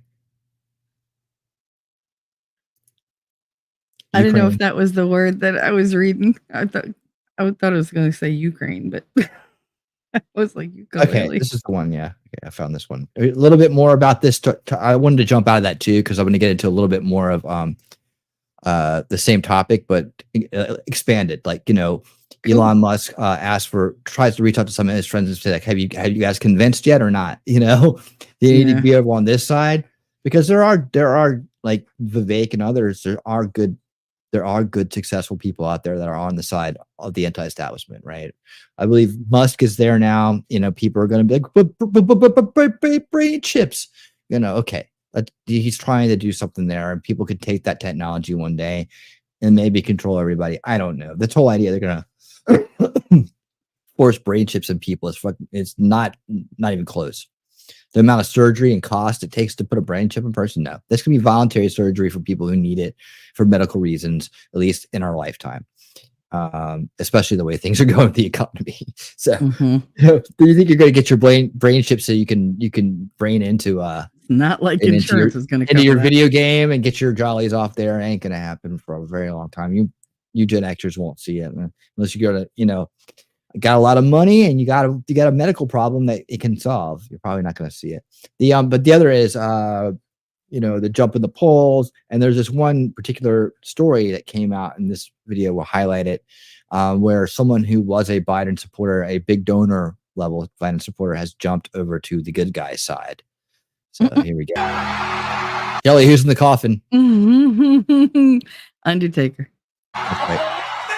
What's going on, everyone? Jeremy here from the Quartering, and the Trump conviction backfire has set all sorts of records. It's been amazing to watch as Trump is surging in the polls. He raised a record amount of money yesterday and has completely ignited independents and people who are casually considering Trump for the 2024 election. This has been a spectacular backfire for Democrats. If you haven't been following, which I doubt you haven't been, Trump was convicted yesterday of a bookkeeping error that got kind of blown out of proportion so that they could convict him. It was a crime that never should have even been in court, in my opinion, but nonetheless, it was. And now we have this absolute hilarious disaster for Democrats. We're going to get into all that after a super quick word from this video sponsor, Aura. Have you ever Googled your name? Well, I have, and you ever dialed yourself? Always make me feel extremely uncomfortable. It's wild how much private information data brokers sell your info. Health record days, video requests of breakers have been used. You saw this, but each piece to the directed use strong credit bureau on apps, so you can go to Aura. So link for a few months times. Now, okay, here we go. Most importantly, let's start with the money. The money immediately started flowing in. Sean McGuire tweeted this out, who is the president of Sequoia and from Caltech Physics, a crypto guy. I just donated $300,000 to Trump. I donated $300K to Trump. I'm prepared to lose friends. Here's why. Back in 2016, I drank the Kool-Aid and I was scared out of my mind about Trump. As such, I donated to Hillary Clinton's campaign and voted for her. In 2020, I was disillusioned and didn't vote. I didn't like either option. Now in 2024, I believe this is one of the most important elections of my lifetime, and I'm supporting Trump. I know that I'll lose friends for this. Some will refuse to do business with me. The media will demonize me, and they will have so many, as they have so many others before me. But despite this, I still believe it's the right thing to do. I refuse to live in a society where people are afraid to speak. The 2016 election, he wrote. I'm going to start off with something provocative, but I think it leads to a different take in the most controversial Trump issue, which is obviously J6. So here goes nothing. I'm not going to go through everything there. Here's where I was wrong. Russia miscalculated. President Trump turned out to be a master of foreign policy and particularly strong towards Russia. If you've never seen it before, please watch a 2-minute clip from Trump at NATO breakfast from 5 years ago. If you're too lazy, Trump told Germany that they're A, owned by Russia via their energy dependence, B, financing Russia's war machine by buying their energy, C, not investing enough in defense, investing only 1% of GDP, which was below the 2% NATO commitment. Meanwhile, the U.S. was investing 4.2% of GDP, and yet the world said he's owned by Russia. Yeah. By radicalization towards the center. August 16th, 2021 was the day I knew I could never support Joe Biden or any of these senior officials of this administration. This was the day that Afghans fell to their passings from the C-17 airplane at the Kabul International Airport. Back in 2012, I deployed to Afghanistan to work for DARPA. I used to fly out of KAIA at least weekly. So he knew all about that kind of stuff. So very, very interesting article that he puts out. And he backs with $300,000 of his own, getting 22,000 likes. And then Elon Musk looks like he's moving to support Trump, as he has now said, I think you're right. So interestingly, Trump has said, Trump has gained some very powerful people who have a lot of money who are now backing him. You can see the numbers in and of itself. Trump campaign immediately fundraises. Trump campaign hauls in $35 million in a single 12-hour span. Says it broke fundraising record after conviction. This is what you get now. You've mobilized. Everyone knew this would happen. The Democrats, I don't know what in the heck they thought that they were going to do, but it's spectacularly backfired. Former President Trump campaign says it raised $34.8 million after he was convicted of the felonies in New York hush money trial. The presumptive GOP presidential nominees campaign said the haul was nearly double its previous single-day fundraising record on the WinRed platform for Republican donors. Trump's campaign said it was overwhelmed with support just minutes after the guilty verdict was announced. 29.7% of the contributions were brand new donors. That's wild. These are new people that have never, opened their wallet to support Donald Trump before. I saw Tim Pool said he gave the maximum. This is I hear you on that one, Furby. bananas. President Trump and our campaign are immensely grateful for this outpouring of support from patriots across this country, the campaign said in the release. The WinRed platform temporarily crashed after the verdict. Searches for Donald Trump donation actually were higher than internet searches for boobs. Okay, so it was absolutely bananas. The amount of money that he raised probably by the end of the weekend will be somewhere around $50 million. I don't know if this includes super PAC money or PAC money and stuff like that, but this is a lot of money. This is obviously going to, cover all of his expenses. That's a lot of TV ad buys. That's a lot of new ammunition to go after independent votes. You can look at the libertarians and people laugh at their 3%. Well, I think after yesterday, Donald Trump probably locked in 2% of that 3%. People that had voted libertarian probably vote for Trump now. And you have, that's 2% nationwide leads to a landslide. 1%, just 1% bubble, above where he was before leads to probably a nationwide red wave, at least for Donald Trump. Now, again, who knows how that's going to shake out? You said Elon Musk now will stage a town hall with Donald Trump. they're going to do a town hall. I wonder when that's going to be. This is wild. So, can you see what now that's going to be? Obviously, Elon, we're going to talk about Trump saying he's going to appeal the conviction this morning in his press conference. Whose town hall? Elon Musk's social media actual stage a town hall with former President Donald Trump 3 years after he was suspended. The presumptive Republican nominee for president, who was convicted Thursday in connection with the hush money payment to a skank, will answer submitted questions during a live stream event, which will also be broadcast in a partnership deal with the cable channel News Nation. The social media company is also planning similar town halls with RFK, who's running as an independent. The date, location, and moderators for the town halls have yet to be announced. I suspect it'll be relatively soon. I hope so. Elon Musk wants talk about moving up the convention as well. It's hot. He wants to get a lot of So listeners, do the people convention. tuning in, that would be smart. to advertisers really on smart. X. Oh, the date, So I location, and suppose moderators I would expect have yet that to be announced. to be Still not announced yet. Nope. Well, how about that? The first debate soon. between Trump and Biden is set for June 27th. So, You guys think that's going to go through or what? I think he's going to do his best to try to get Trump to say something bite-worthy. So they have a new soundbite to run with for the next 5 months. He's going to try to bait him into saying something stupid. Or you mean he's going to read something that tries to be? Well, he's the puppet. So the voice coming out of the puppet is going to try to bait him. I know. All right. Trump, who famously steamrolled CNN's Caitlin Collins during a town hall last year, has the first of his 2 debates on June 27th, just 3 weeks away and just 5 weeks before the Republican National Convention. The idea for the town halls was first conceived by Lydia Yaccarino, who pitched it to Nexstar Media Group, News Nation's parent company. The Post has sought comment, so that's going to happen, obviously, and it's going to be a boon for X and Trump. Now, Trump said he will appeal. Former President Donald Trump slammed the rigged trial at a press conference Friday and Trump Tower in Manhattan following the shocking guilty verdict. I don't think anybody was actually shocked by this. I think pretty much everybody in America assumed that the jury knew they had to find him guilty. I don't believe that they looked at the That's a sad thing right there. When that's the state of America, right? When people say they knew that they had to. What is it? What does this become a had to, knew to thing? If anybody, people should stand up against whatever to make sure that people can make good decisions. But no, they had to. I think that they would be more worried about going against them than going for them than against them. Against them than for them. They don't fear anything else but these weirdo leftists. They don't want to be targeted. I'm just saying.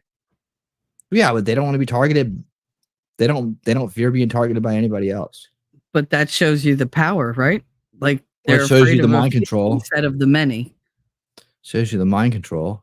Yeah, because there's probably not even a threat out there for them. But they can now just run off some old stuff like the George Floyd fear factor or whatever. This whole social bullying of juries has got to stop, or we got to stop having juries. Or one or the other, take your pick, because they're useless. They're freaking useless. They could be intimidated into saying whatever somebody else wants. They're puppets and they're useless and they're not a real jury and they shouldn't be there.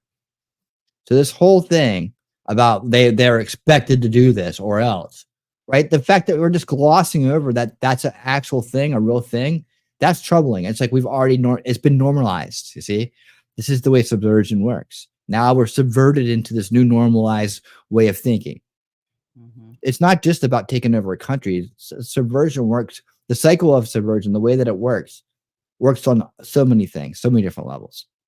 And when you understand the way that it works, you understand the path to get to that normalization point of corruption, right? You'll start to see it everywhere. That's why I've done 2 streams, or two big long streams in my time on this channel about Yuri Bezmenov and ideological subversion, because it's not just about the degrading and the erosion of a certain country in order to take it over. That was the original usage of it.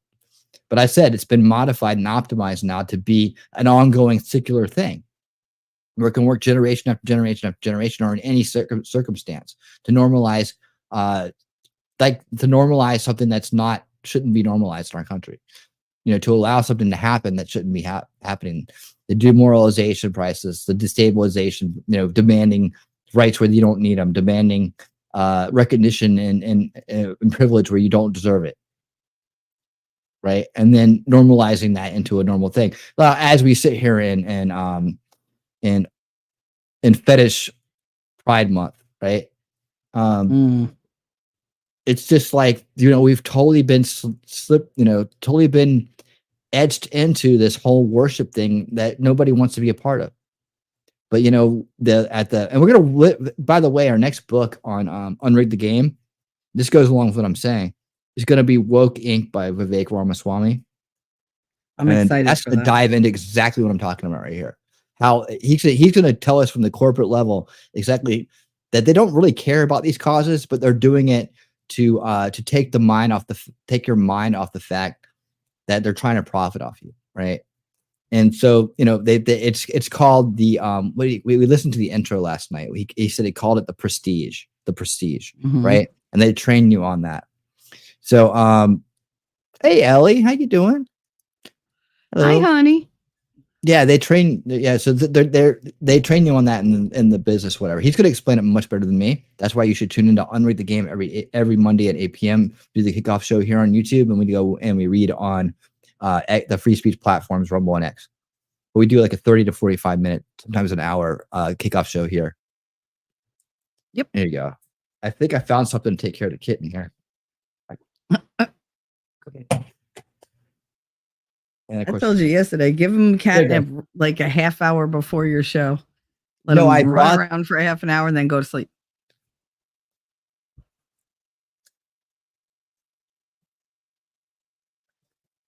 All right. Good Logic talked about it. I bought the other cats a spinner, light up spinning toy with a little thing on top, and you charge it up and it rolls in circles, and it goes and it rolls and goes in circles again. The light changes. The other cats didn't want anything to do with it, but the kitten's loving it. So now I just have it charged ready, and he starts coming over and meowing and wanting to get on the desk. I just throw it down, and he's fascinated. Solution culture. Learn from the government, the art of distraction. How it works. That's how it works. Yep. Good talked about it. Said when Rudy G was mayor, he was on a jury. The New York law changed then. Huh.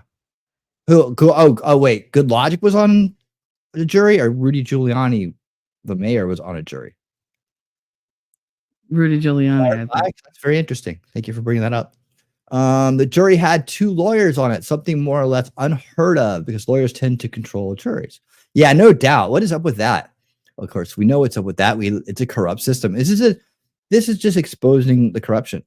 And that's a good news, because we need to expose it. That's what Trump does best. He's a bull in a china shop. He does it best. He started off with the media. That's when I knew that he was the one. And this is back in 2015.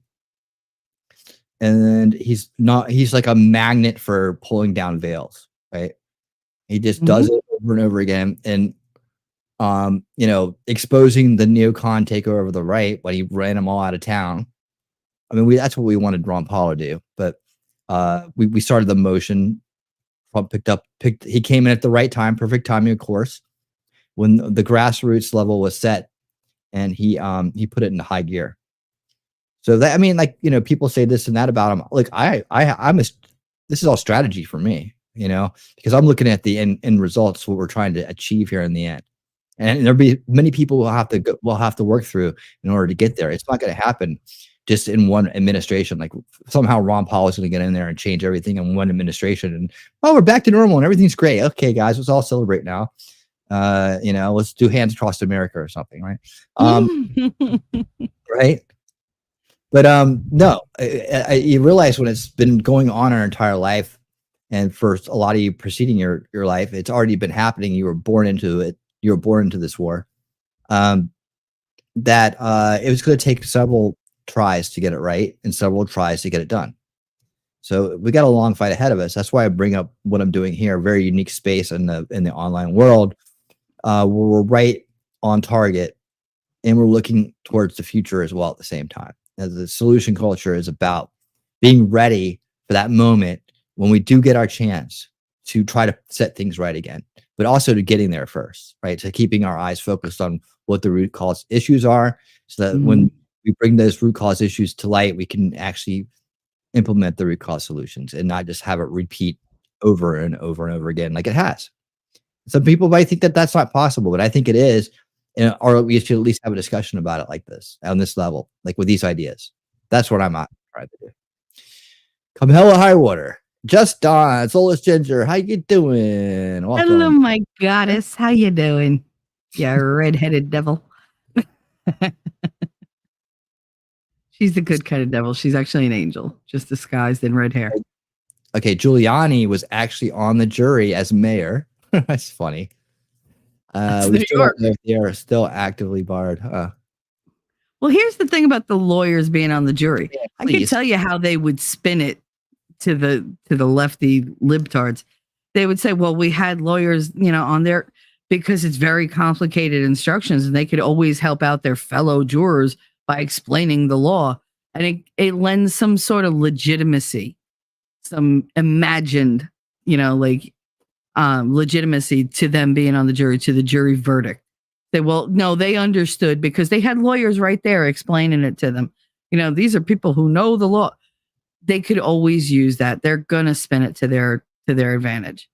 It's always gonna be. And is it true? No. I mean, they could be like traffic court ticket lawyers who never. They could be lawyers who passed the bar and never worked a single case in their life. We don't know. And that's the thing. There's so much we don't know because they were not transparent in any way, shape, or form. Think about if they would have televised that the way they did the Johnny Depp trial.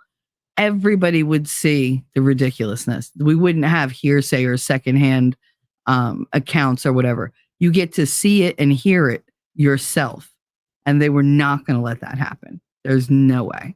They would have had a million videos interpreting body language and somebody made this face and this tone of voice and whatever. It would have lent a lot more context to what was going on in there. And people would have seen through it even faster. I don't think they wanted that, but I don't think they counted on people calling them out on it this quickly. I really don't. Nor do I think they care, really. They really don't care. They're just going to keep doing what they're doing. Who's stopping them? Nobody. So I said, if they truly believe he's done a crime, then ethically they aren't doing anything wrong technically. Well, that's the thing. Are they? See, for me, I think they all believe that he's done a crime, just not the crime they're convicting him of. And that's a problem. Because, okay, if you unalive somebody, but they pick you up on DUI charges because they couldn't get the murder charge to stick, and you go, well, we didn't do any tests and we have no real evidence and da-da-da-da. But you go in there and you're like, well, he acted suspicious. He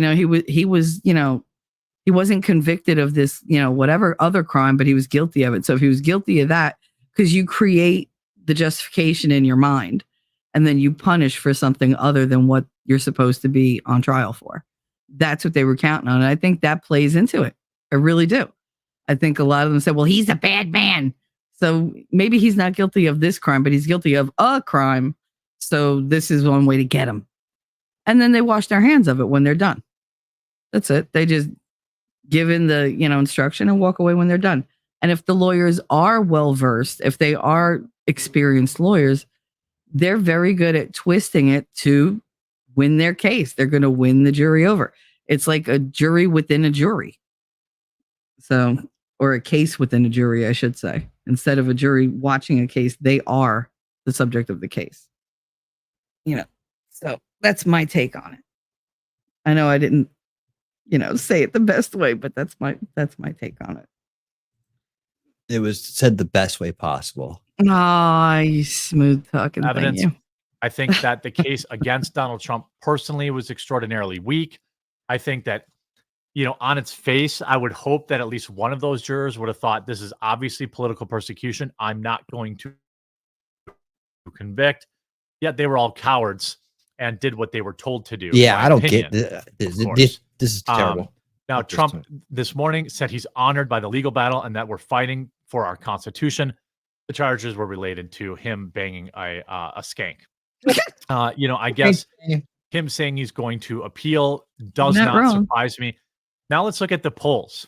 Biden's problems with younger voters are glaring. Poll finds voters 18 to 29 years old made up roughly 1 in 6 voters in 2020. The President Biden won them by more than 20 points, according to exit polls. He won voters under 45, who were 40% of the electorate, by double digits too. But surveys found that Biden is now struggling with these groups, and the latest NPR PBS NewsHour Marist poll underscores that. In a head-to-head matchup with Trump, Biden and Trump are in a statistical tie. Biden narrowly ahead 50-48. He leads by just 4 points with people under 45 and 6 by millennials. That's a massive drop. Remember, he led by 20. He led by more than 20 with them in the first place.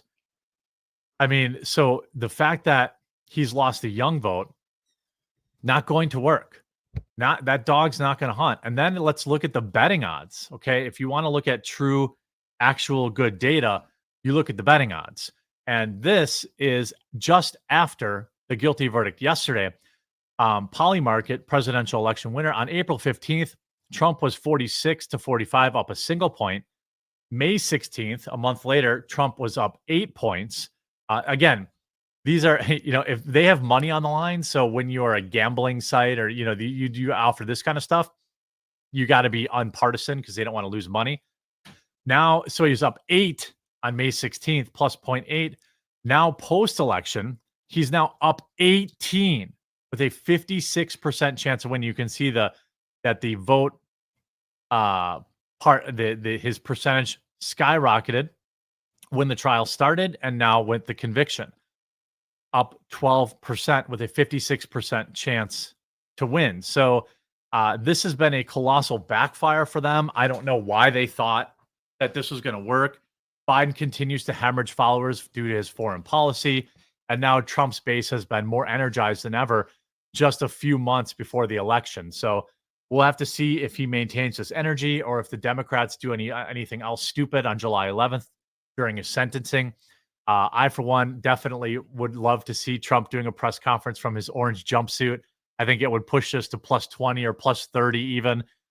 People see this for what it is, political prosecution of a political opponent in an election year. Nobody is fooled anymore. I hope you were informed by this video. If you were, please do leave a like on it, and we'll talk to you again real soon.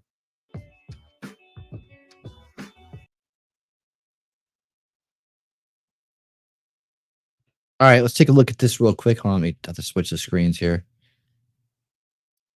Ellie's hopped up on sugar and caffeine right now. So she's literally spurging. And I love it. She's ready to dance, dance. Let's go. She's ready to dance. You're ready to dance. Everybody's ready to dance.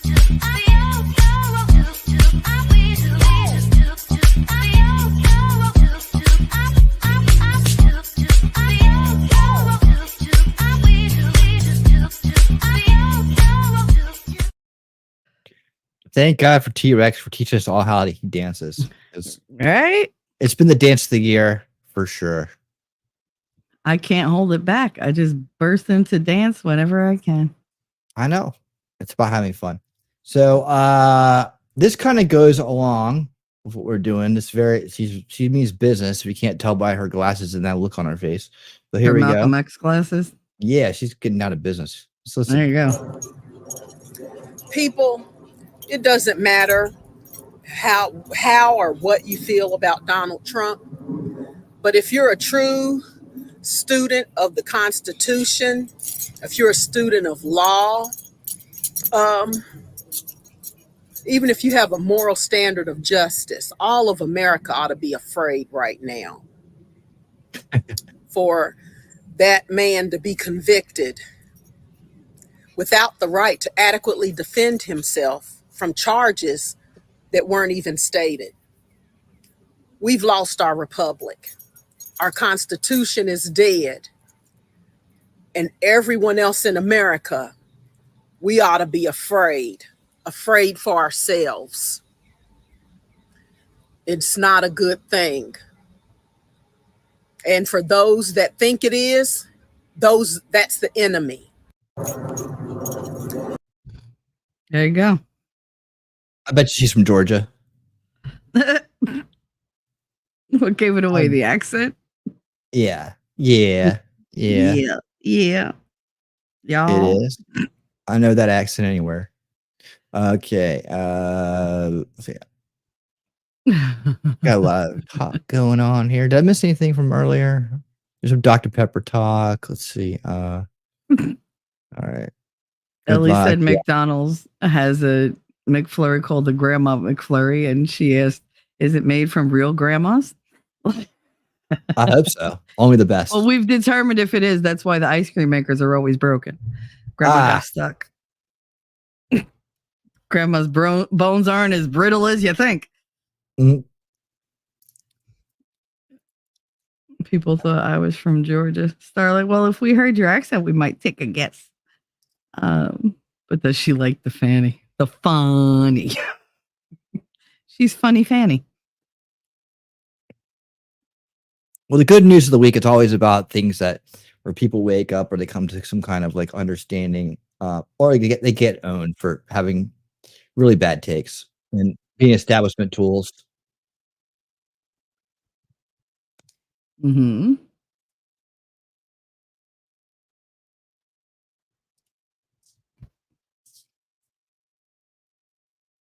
Okay. Anyway. Hold on. I have to get this. Yeah, no, right. it's fine. She just added on with, she forgot that Bill Gates. No, she's saying that Bill Gates is responsible for the McDonald's fries, so she's going to rename them El Diablo fries. There you go.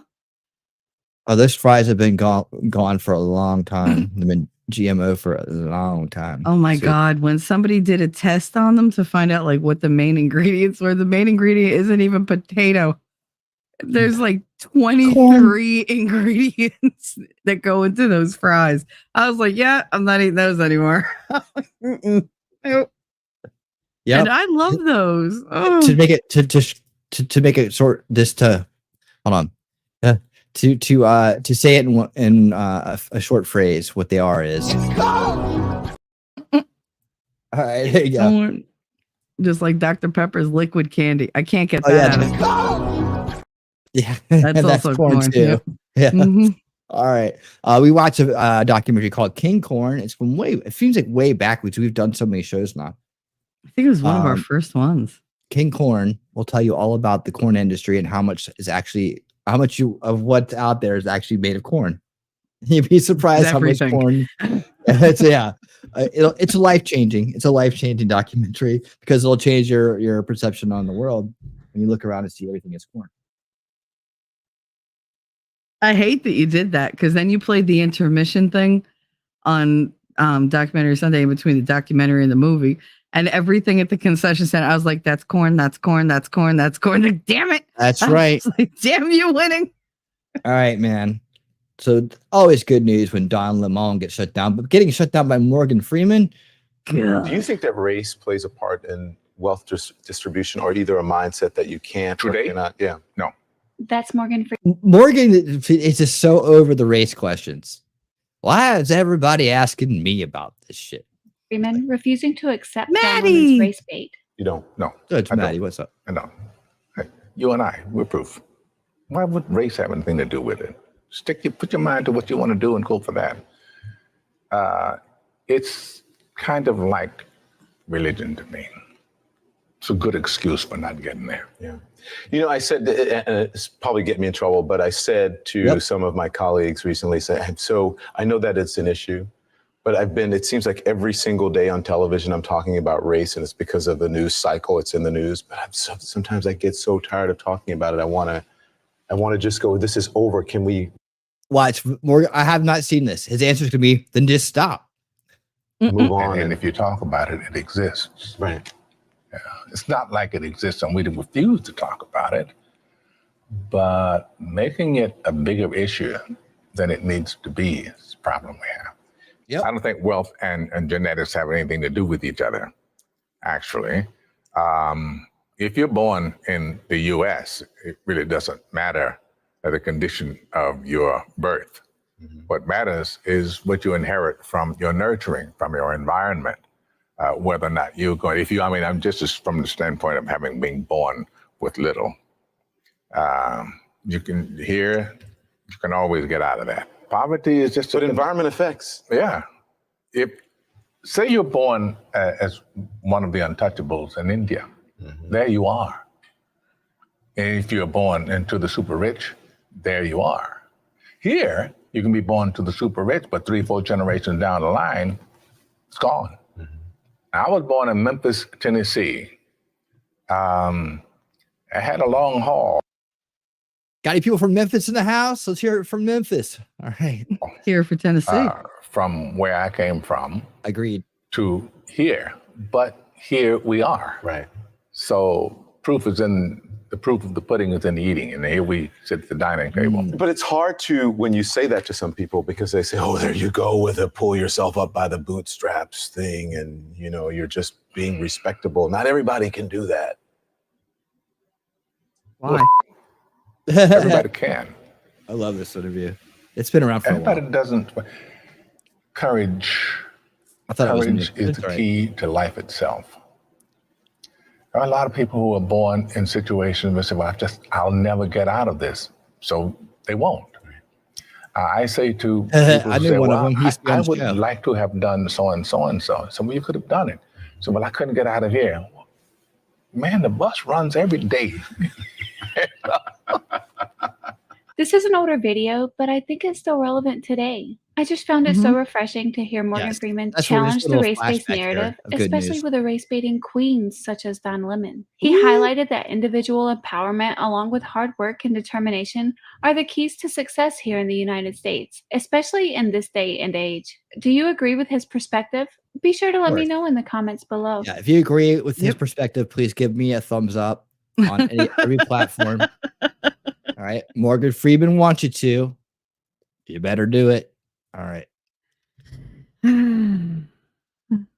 So yeah, that's a little throwback in there. I love his take on things. I wish more people would listen to him and not just wait for him to, be in a movie or something. I mean, we have different political takes, but that's okay.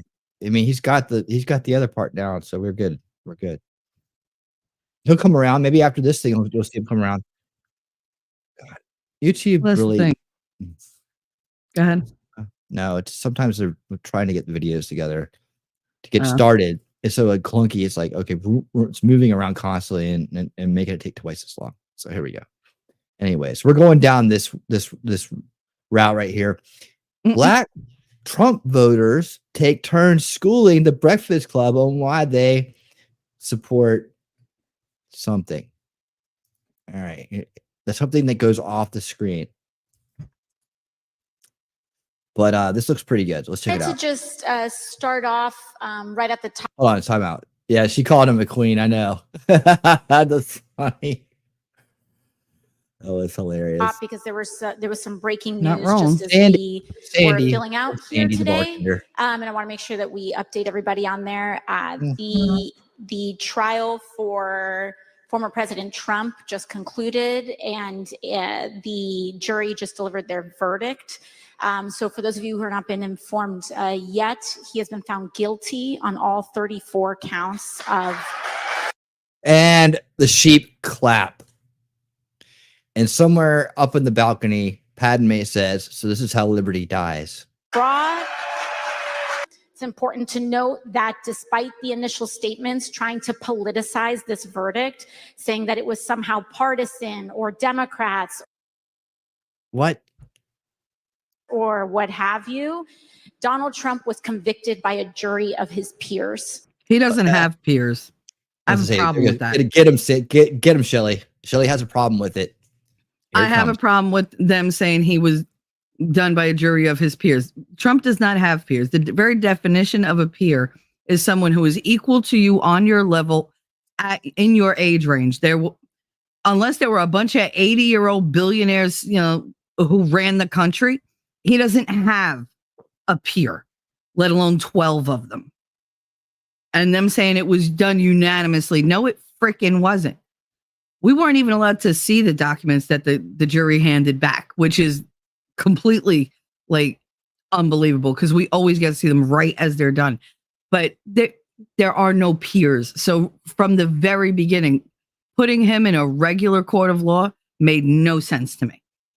No sense. That was already a violation of his rights because you're not meeting the criteria for a fair trial, starting from the gate. So, yeah, I have a big problem with that.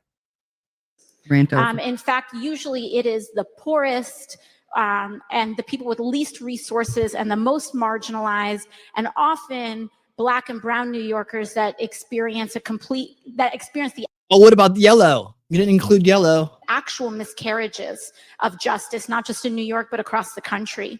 And I think what was important today is trying to at least strive for a world where the rule of law applies to everybody. Yep. Everybody. It makes sense sometimes. And in fact, usually it is the wealthiest and the whitest and the most powerful. Oh, here's the racist. He's already. How come they're never racist? Nobody ever says you're racist because you don't like white people. Because it's been normalized. What the hell? We didn't do anything. Exactly. People that do not experience an actual accountability or an equal level of accountability in our justice system. And so he has the right, I think, to pursue whatever his legal avenues are. But all right, guys, so we got to follow up on our continuation of the coverage around the historic conviction of President Trump. And one of the things that I am noticing the most about some of the takes from the left and in the mainstream liberal media and the Democrats is that they make absolutely no damn sense. These people contradict themselves so much. They're twisting themselves into mental pretzels to try to say that, hey, if you feel like the outcome of the trial was unfair and that there's a two-tier justice system and Trump clearly is the victim of weaponization of the legal system in order to target one man, then you are a conspiracy theorist, okay? President Biden came. Yeah, that's gaslighting, mind control at work. It's gaslighting, mind control at work. It's, oh, no, it's you. You're crazy. No, this was fair. But Hunter Biden, he's innocent. Joe Biden innocent. Hillary Clinton, no, we can't do anything about all the things that they do. Those aren't real crimes. They're just making these things up. It makes you try to feel like you're going crazy, right?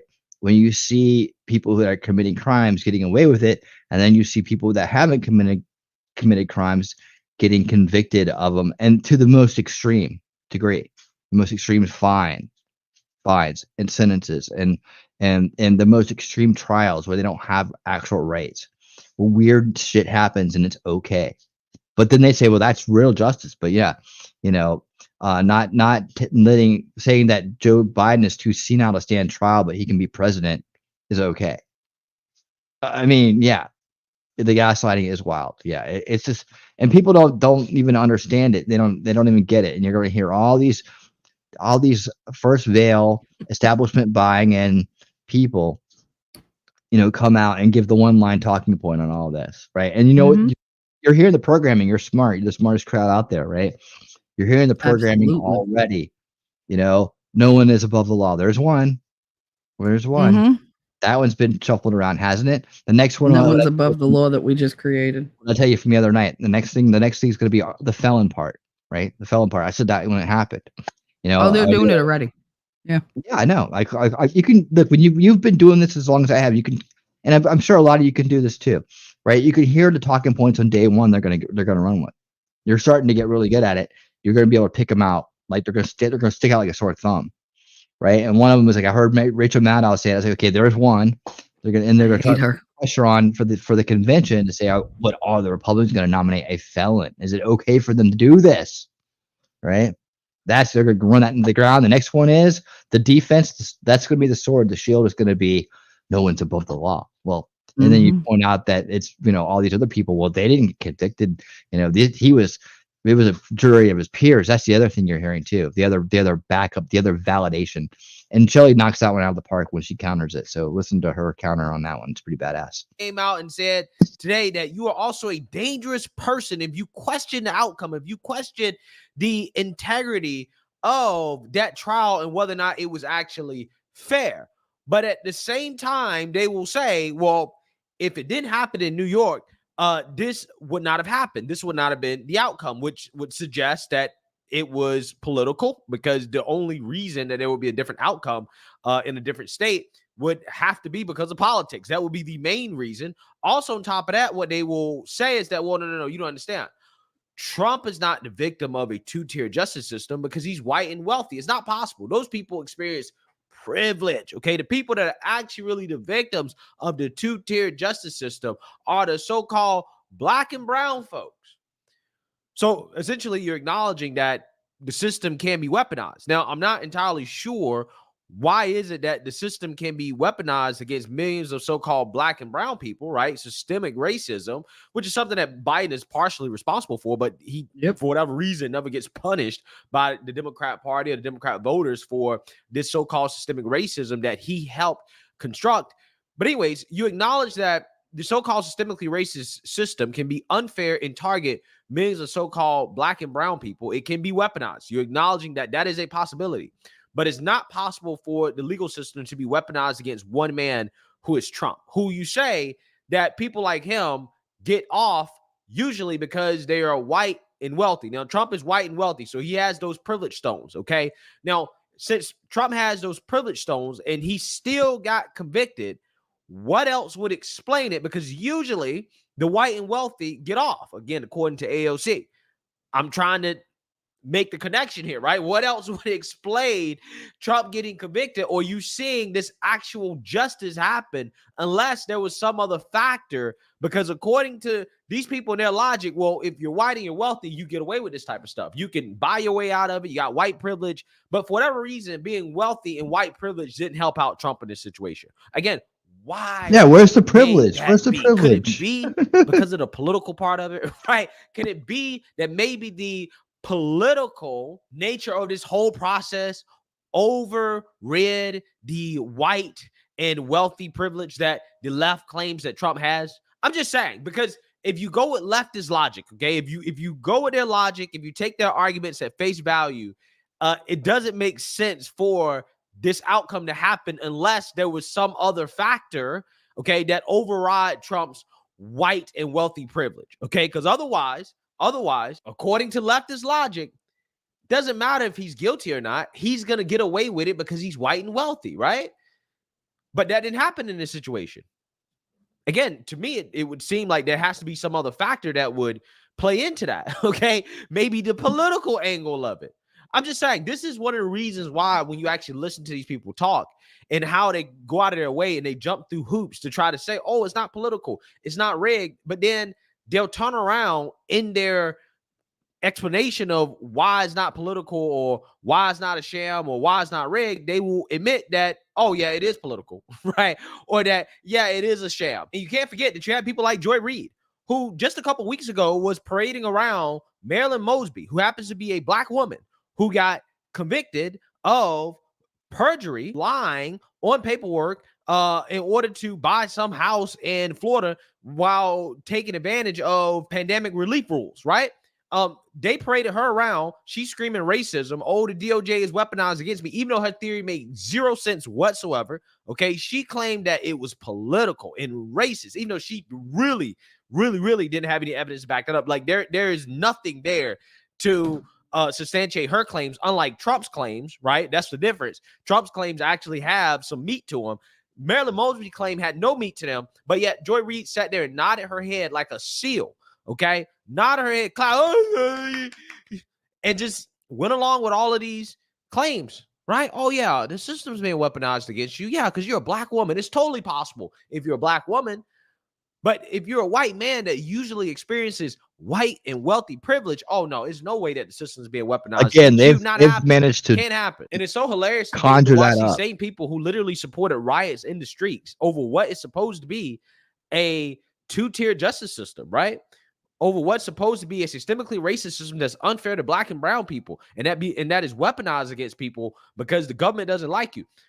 These people rioted in the streets over that, and now all of a sudden, when it comes to Trump, oh no, completely fair. There's no way that the system was weaponized, even though we've been arguing that the system is weaponized against people for years now, right? Decades. Oh, in this one instance, this guy who usually would get away with it because he's white and wealthy, but he's not getting away with it. It is 100% fair, and if you question it, you're a dangerous person, right? It's you're okay because it's the outcome you the American wanted. legal system, and that is dangerous. Again, something that Democrats have literally been doing for the past 8 years, okay? Trying to undermine law and order, law enforcement, the criminal justice system. They've been trying to undermine all of this stuff for the last 8 years. All of a sudden now they want to get mad and upset and cry, right, about Republicans saying, hey, this is unfair. Again, it reminds me of when they came to the defense of the Capitol police officers and all of a sudden wanted to act like they were pro-police after spending literally the last 8 months before that demonizing the police, right? Talking about defunding the police. Okay. All of a sudden they support the police on January 6th. Hypocrisy. The hypocrisy knows no bounds. So anyways, that brings me to this pretty awesome video from the Breakfast Club. And why is it awesome? Not because of Leonard McKelvey or DJ Envy, but because of the Trump supporters that called into their show today to explain why they're still supporting Trump. Support a man, the fact that he's a convicted felon, does that change your views, bro?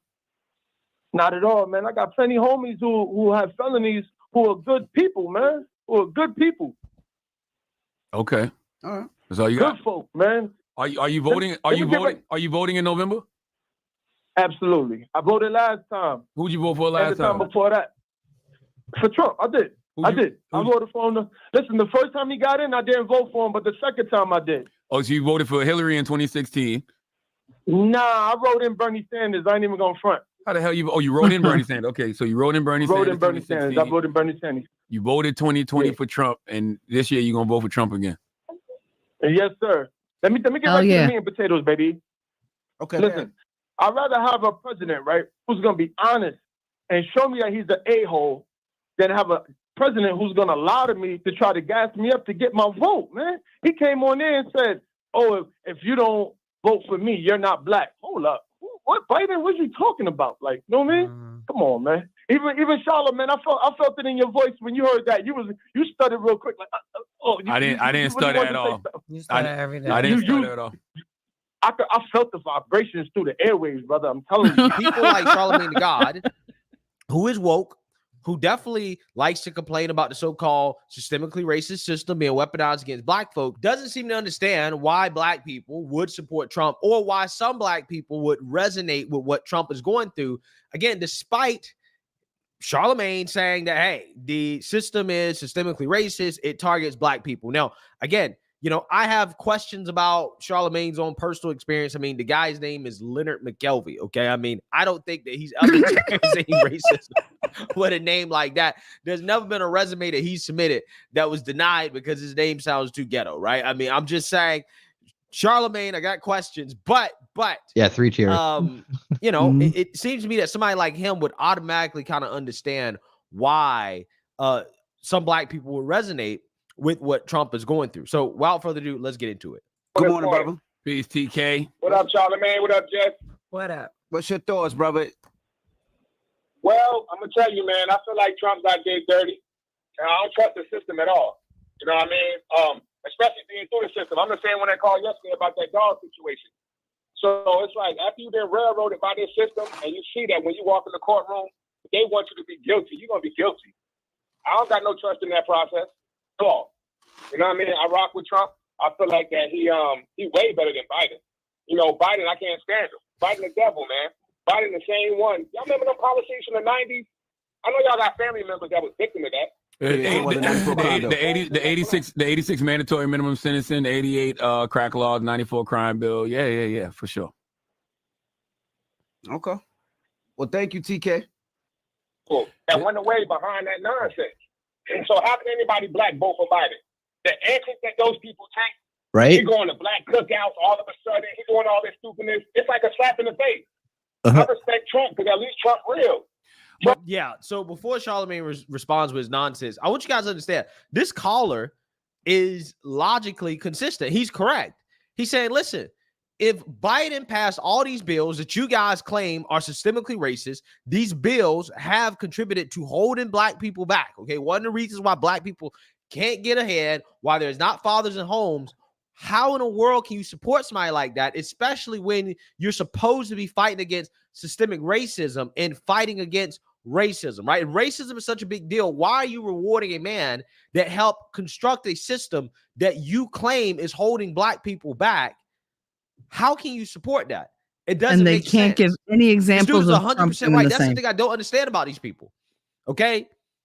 It's almost like their brains break when it comes to supporting Democrats, right? They throw all the things that they claim they support out the window. They still got to support Democrats, even though Democrats can do something, can be responsible for the system that they claim they're fighting against. Hey, let's vote against a Republican because of systemic racism. But Biden is the guy that's responsible for these laws, these disparities that you guys complain about so much, right? That's what blows my mind. That's why I don't understand. That's why I don't get.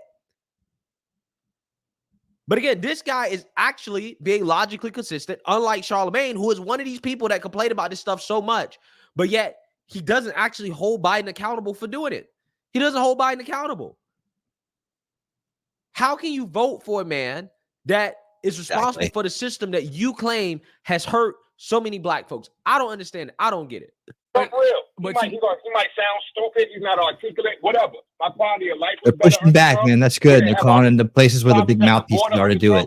None of this going on. But I do think Trump is a narcissist, and I think he's going to be in a position where he is going to be his way or the highway. I think he's going to go on a revenge tour if he does, and I don't think he necessarily listens to opinions. I think he does what he wants to do, and I don't think that's a great thing for the country as well, though. Can I ask you a question, sir? You know, we talk about the policies that the President Biden implemented in the late 80s and the 90s, you know, very racist policies that impacted our community. But you also got to think about a lot of the racist things that he wasn't the president then, but President Trump did in the 90s, you know, whether it was what he was doing with his tenants, right? Well, not letting black people stay in some. That's right. I took whether it was what he did with the Central Park 5 by taking that out of the paper. He's showing racism too. So when you're talking about two white men, so they got to reform. You know what I'm saying? Well, look at very bottom up. One of these racists made policies that actually affected lives. That mess what Trump had going on, his buildings, his talking about the Central Park 5, that had nothing to do with life. That was small. That's small. So you ding, was an opinion. Ding. It's really that simple. You're talking about allegations of, oh, well, Trump discriminated against people when it comes to housing. Again, Trump denies those claims, and that claim was actually settled, right? That was something that was settled. There was no definitive findings that, you know, Trump was being racist, okay? You talk about the Central Park 5. A lot of people at that time were angry about what happened.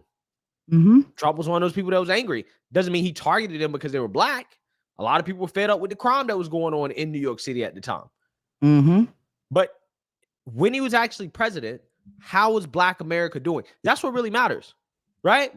When he was president, how was America as a whole, really? How was the country doing? The country was in a much better place. What policies did Trump pass that are systemically racist or that had a negative effect on black people like the policies that Biden passed? I'll wait. Right. I'll wait. No, instead he went and gave money and different grants to different black colleges at all for longevity rather than making them beg on a yearly basis. Yes. He gave them dignity. when they talk about Trump being such a big threat to black people, well, again, what did Trump do to hurt black people during his administration? But Biden actually created legislation, laws that people like Charlamagne the God acknowledge are racist, that have hurt black folks. Purposely. Yep. But I'm afraid Trump's going to seek revenge. He's a narcissist.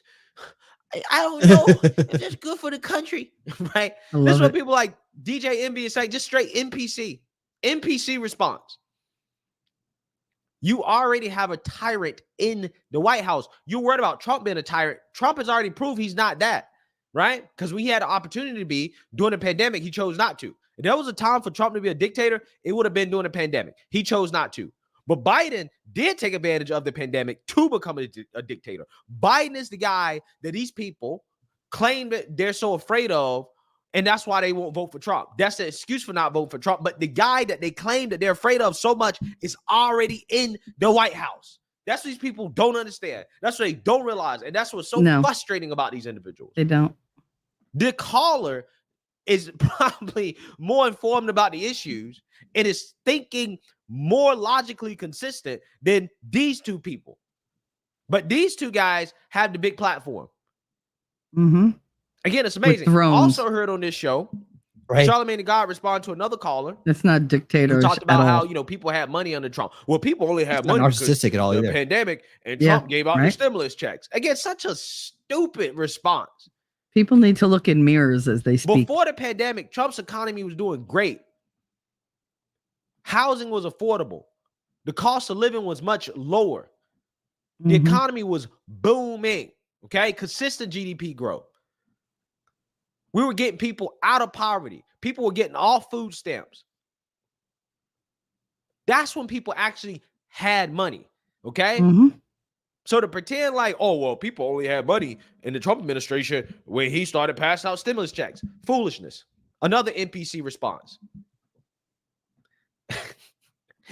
You look at Biden making actual policies. Oh, no, I'm with you. Right. But now this person that was racist in the 90s is going to potentially be president of the United States of America again. So you don't but when he was president initially, what did he do that was racist? If anything, he helped alleviate some of the issues that Biden created with the passage of the First Step Act, right? When Trump signed that into law, criminal justice reform, he helped roll back some of those things that Biden put into place.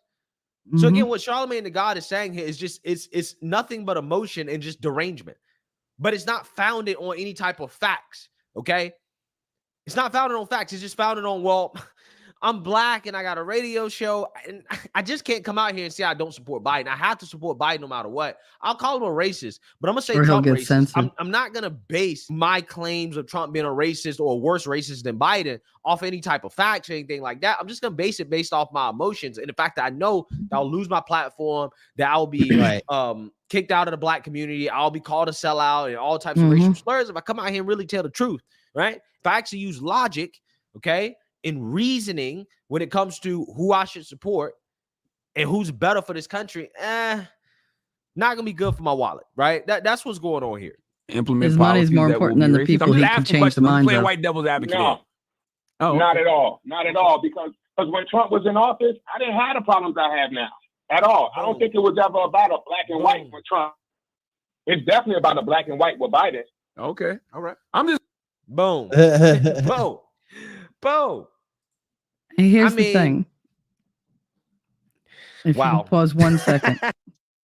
The thing about, you know, how he said that they're afraid, I'm afraid he's going to be on a revenge tour. Okay, why are you afraid? Because if he did do a revenge tour in this some alternate universe or whatever, as a hypothetical, who's he targeting? He's not targeting the people that need him. He's targeting the people who went against him and who did wrong, which would only roll back all the things that they did, hopefully, so he can undo the damage that's been done the last 4 years. So if his revenge tour takes place, I say, fuck it, do it. Do a revenge tour. Get rid of all the ones who were crooked, all the ones who lied, all the ones who it was one rule for thee, but not for me. You know, get rid of all of that. Get rid of all of it, because that's the only people he's going to be going after and can only benefit us, the little people. So what are they afraid of? They should actually want him to right the wrongs. And one of the ways, it's going to look like revenge maybe to some people who want to see it that way.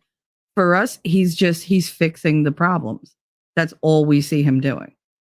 So what revenge is there to be afraid of? He's not going to be vengeful against the people. The people are the ones that are putting him where he needs to be so that he can get retribution for the wrongs that's been done to him and to us. What do you think the establishment's been on? What do you think? Like, that's who he's going to go after. No, I mean, what do you think they've been doing since 2016? They've been on a revenge tour. Yeah, but they don't spin it that way. Well, yeah, that's what I'm saying. That's why I don't get the narrative. We need to spin it back. Yeah, absolutely. Absolutely. But that's what I'm saying. Like, they keep using this as a talking point. He's going to get revenge. Okay, break down the talking point. Who's he going to get revenge about? They keep asking him, why would you vote for Trump? How about asking them, why wouldn't you vote for Trump? Why wouldn't you? What would keep you back? Tell me what you think would keep you from voting for him so I can knock these things out one after another after another. Making people come up with reasons is hard to do, because they got to think on their feet. They can't do it a lot of the time. They can't justify why they think or feel a certain way. So, okay, go at it the other way. Like the way I draw, negative space, go the opposite way. Okay, what's keeping you from voting for Trump? Tell me one point at a time. Well, he's racist. Okay, so knock that down, debunk that, change their mind on that. What else? The next thing, the revenge tour, knock that out, debunk that, on to the next thing. Start knocking down all their little fallacies that they've built up a belief system with in their head. Because if you just leave them there to ponder, they're just going to stand there scratching their head going, I don't know, but that's what I'm going to do. You got to give them a reason to do something else or take away the reasons why they think they're doing something. Let's wrap this up here, and I'm going to show you one of Biden's biggest lies to the Black community. Yeah. It's just, again, it really is amazing to me that people like Leonard have a show with so many followers and listeners, right? I mean, I guess it's a hip hop show and they've kind of dug into politics because everything is political nowadays. So I get it. I understand it. Is that what it is? That caller had much more common sense and actually was much more logical in his thinking than Charlemagne. Okay. I think the caller probably should be the host of the Breakfast Club, not Charlemagne. But hey, that's just my opinion.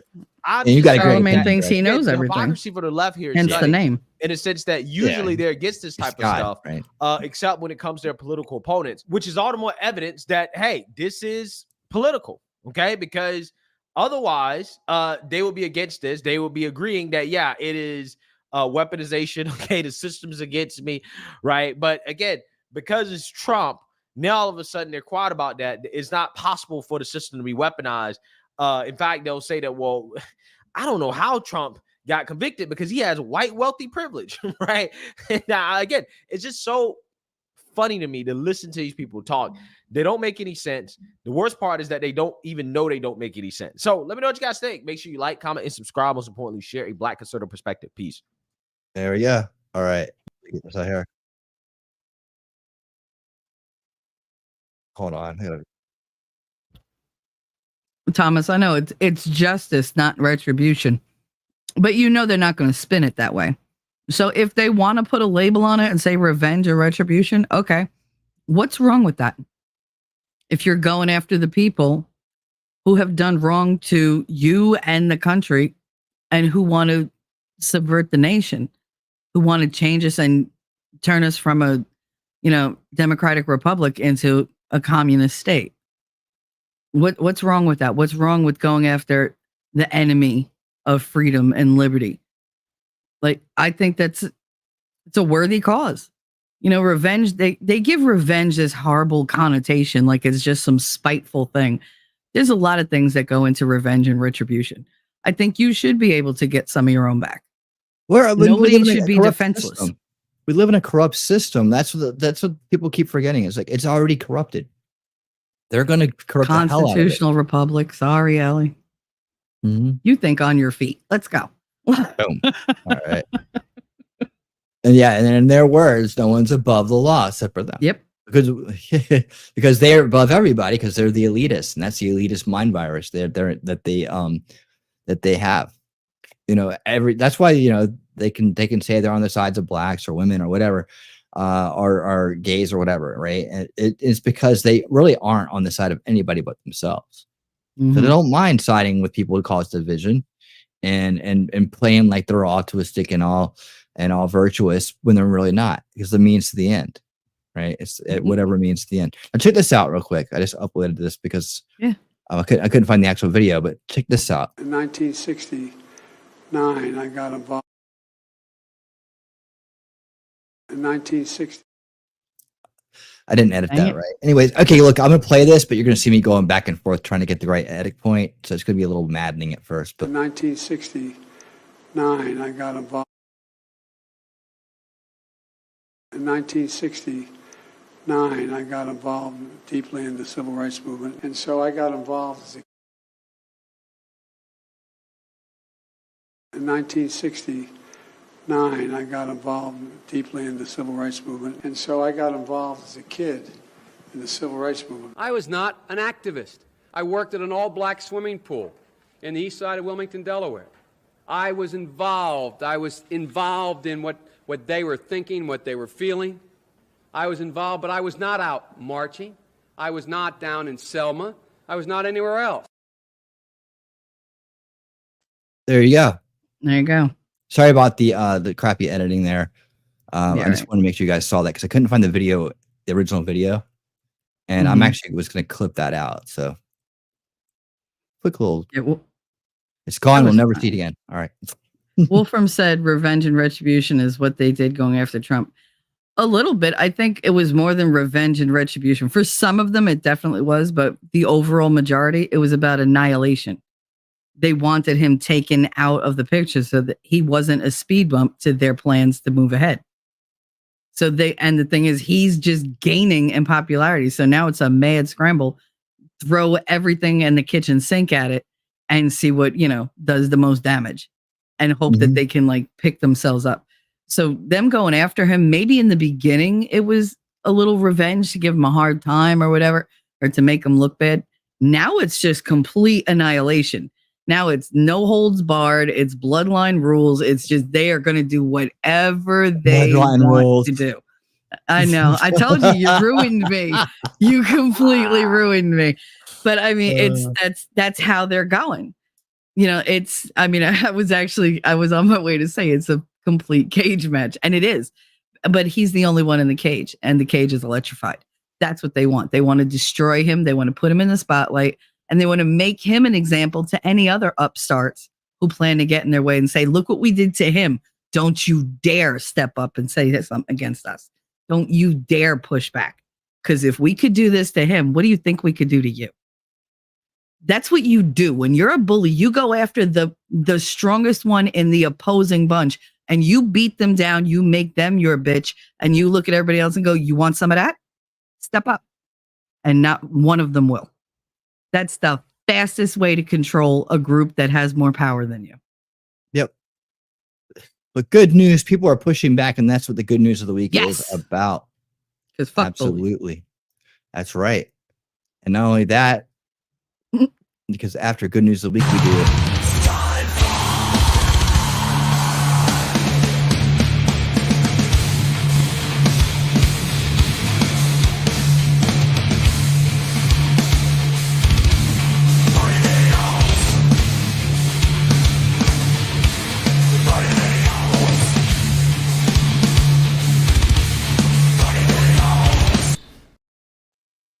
All right, it's time for funny videos. Ellie, is that what Shelly's going to say to the deer that cross her? No, I'll be the one outside with the sugar cube or a carrot going, here, honey, come here. I don't like to bully people. I'll seduce them over to my side. It's fine. I have food. Let's go. Fine. No doubt. Well, hey, we're going to start off the evening with an exclusive interview between JP Sears and Robert De Niro. This ought to be pretty good. Oh, good God. Again, he's only a quarter Italian. Good evening. Robert De Niro lit the world on fire outside of the Trump trial.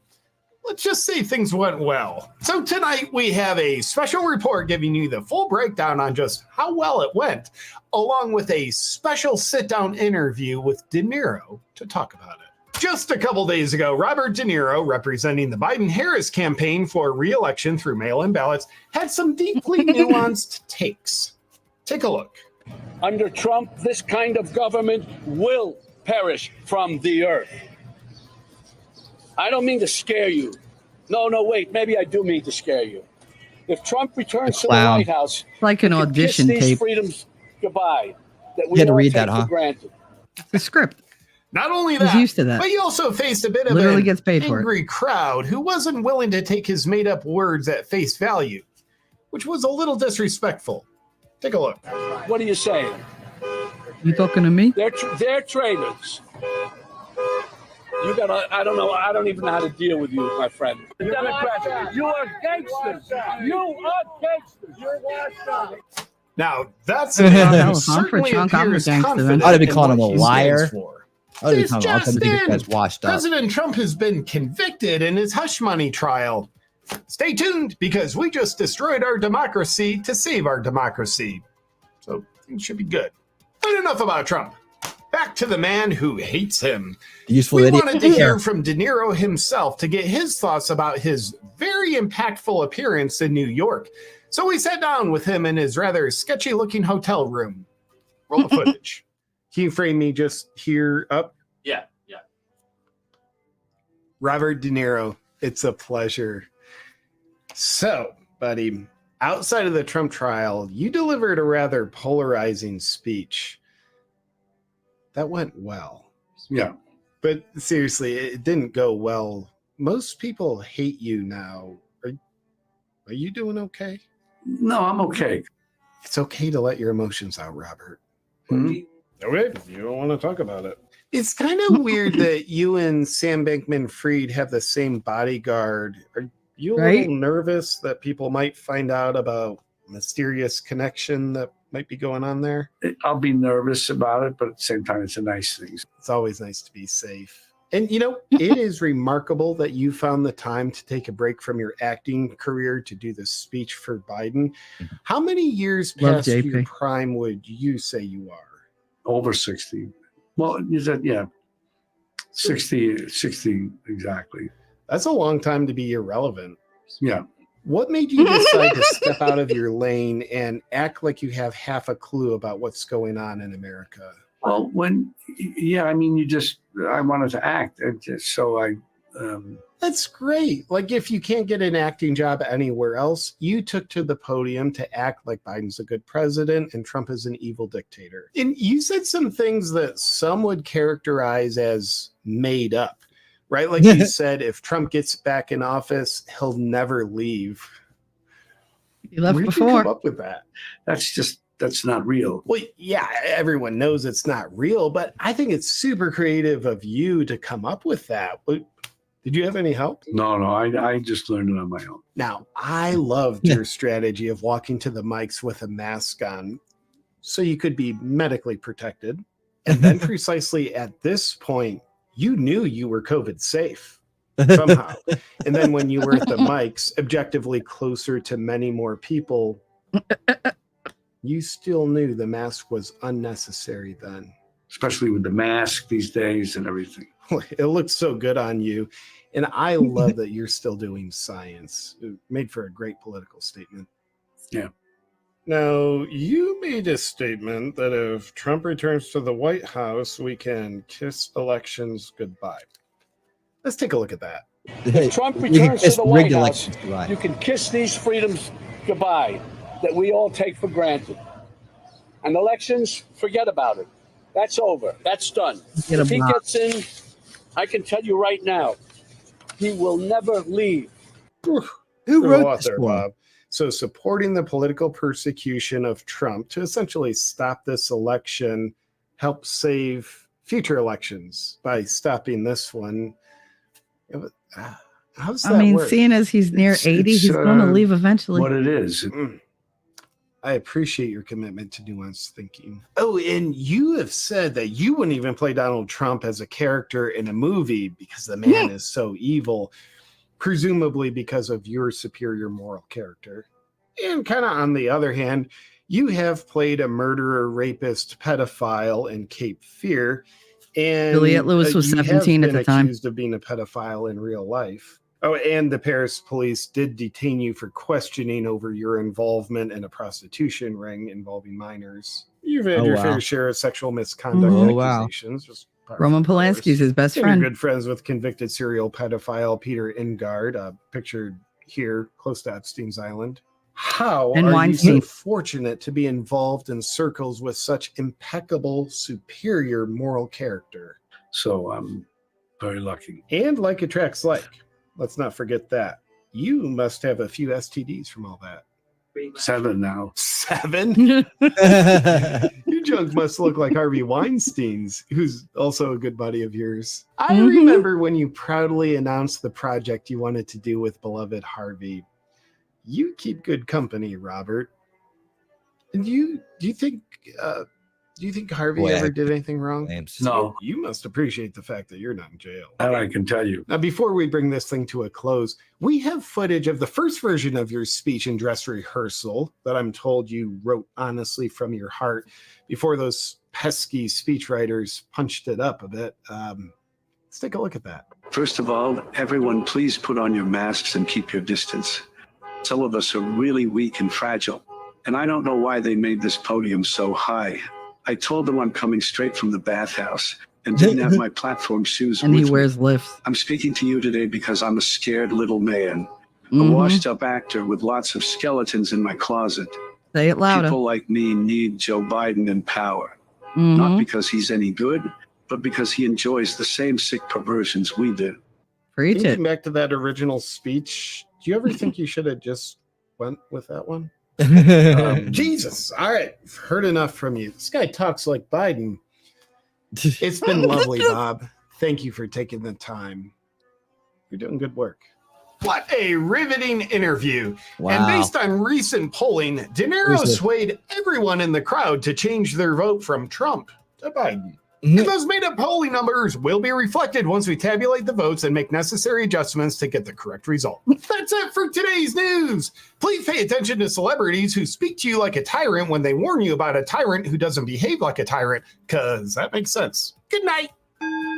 Oh, and always believe the actors who are literally standing in front of you reading the script they were handed by somebody else. Because they've never done that on the spot before. That's how they get their jobs. Like, I can't. I don't understand this whole ideology. Like, oh, they're celebrities. We'll listen to that. Why? Because they're so freaking smart. Most of them didn't even graduate high school. They don't know anything. They know their little microcosm of the world. They're told to do something. They do it. They say it. They get paid for it. That's all right. That movie's done. That's all it is. It's a role for them. It's a role because they don't think any of this is going to affect them. Oh, it's affecting you. How's your career doing? How's your career doing in this woke society with horrible movies and TV shows where you can't get a job that makes any money? There you go. Good job. Good job making yourself irrelevant and unemployed. Yeah, right. Meet the Parents. Yeah, that's the movie he was in. I kept saying the father. Meet the motherfuckers. All of them. All of them. Okay. So guess what? There's a new board game out for families to play together, and well, you check it out and see if you'd like it. Hey kids, who wants to play Guess Who? I don't like that game. It's not inclusive. Yeah, Oh, he it looks only like has River 2 Phoenix. genders. Not anymore. Yay! Introducing the all-new Guess Who, now with all 437 genders. Is your person by gender? You cannot determine someone's gender based on their appearance. That's disrespectful and offensive. Is your person a demi-boy? Or it's common Identifying sense. someone solely based on their gender is reductive and offensive. Does your person look like someone who is trying to adopt the appearance of a traditional female? Privileging traditional gender stereotypes is patriarchal and offensive. 437 gender Guess Who. Great for the whole family. Family may include, but is not limited to Oh, single yeah, fun. blended families, chosen families, LGBTQIA plus families, and should not be defined solely based on blood relations or legal ties, and can be found in friendships, communities, and other relationships where everyone feels valued and respected for who they are. This game has too many pieces. Yeah, fam. It's taking forever. Do you want this game to be easy to play? Or do you want us to be inclusive? Inclusive. 437. Endless fun. Fun is not meant to suggest an enjoyable or pleasurable experience, but rather one that elicits a feeling of smug self-satisfaction about being on the right side of history and a sense of superiority over others who are not as enlightened or evolved. 437 gender guess who can be found in the Target. I know. Batteries not included except as an additional gender. Hey, the art of my art. How you doing? Wait, I always do that. I always tap. I always go like leave early for these videos. There's 2 more left. You pull out early? Is it okay to be to safe. stop playing? I'll keep in mind. I don't know. I think it might be offensive. Oh, great. I just got an alert from the game company. They discovered 7 more genders. And they're sending the new pieces over tonight. Night. Well, that's pretty efficient. Yay! Got to keep them I informed. still can't wrap my head around this gender theory concept. I'm going to show you it. I can't. All right. I can't. Oh. I Well, can't. we- The absence of common sense in this world is really driving me insane. I feel like Which that one? we've seen this one. The alien confused Earth leaders try to explain all the human genders. Oh, I don't know. I don't remember it. I might if I saw it, but General we grew up Ford, watching thank you for reruns. agreeing to meet with us today. Yes, you are most welcome. Giving you a chance to beg and plead for mercy Oh, yeah, before we financial destroy your sacrifice. planet is How my you doing? favorite part of the job. Back now. No, please, don't destroy us. We don't deserve this. Oh, hi, baby. The looks on their faces. It's a hoot. Perhaps we should start out by introducing ourselves. I'm Chief of Space Operations, General Foreman, he, him. Undersecretary of State Angus Miller, he, him. Chief Diversity and Inclusion Officer Amanda Williams, she, her. And what exactly is a Chief Diversity and Inclusion Officer? It's my job to be a Black woman. Well, good job then. And what is this he, him, she, her, of which you are all speaking? Those are our gender pronouns, so you know which gender we identify as. I appreciate that, but I am pretty good at telling the difference between the 2 genders. A man, Sounds like he needs the woman. pronouns worse than they do. Nailed it. That was a lucky guess, but there are way more than just 2 genders. Fascinating. We've been probing humans for years, and we have only discovered the 2. How many genders are there? 172. It's hard to know, really. It's changing all the time. So, your species is evolving that rapidly. Remarkable. Perhaps while you are sitting here, you will grow additional limbs or develop the ability to breathe underwater. No, that's not what we meant. It's too bad. I breathe underwater. It's a lot of fun. If you threw 20 pennies into a pool, I could dive down and pick them all up without ever once resurfacing. Boom. What, no applause? That's his party trick. So, what are these genders and how do they function? Function? I don't understand. Why, yes. On my planet, the female gender is the giver of life, raising and nurturing our young, preserving our civilization for eons to come, while the males mostly just mow our space lawns and make multiple trips to Space Home Depot. What I go you're live there? talking about is sex. Gender is something different. Exactly. People can identify with genders different than their natal sex or with none at all. But why? It's My favorite just the way question. we feel. No. It was the way we're born.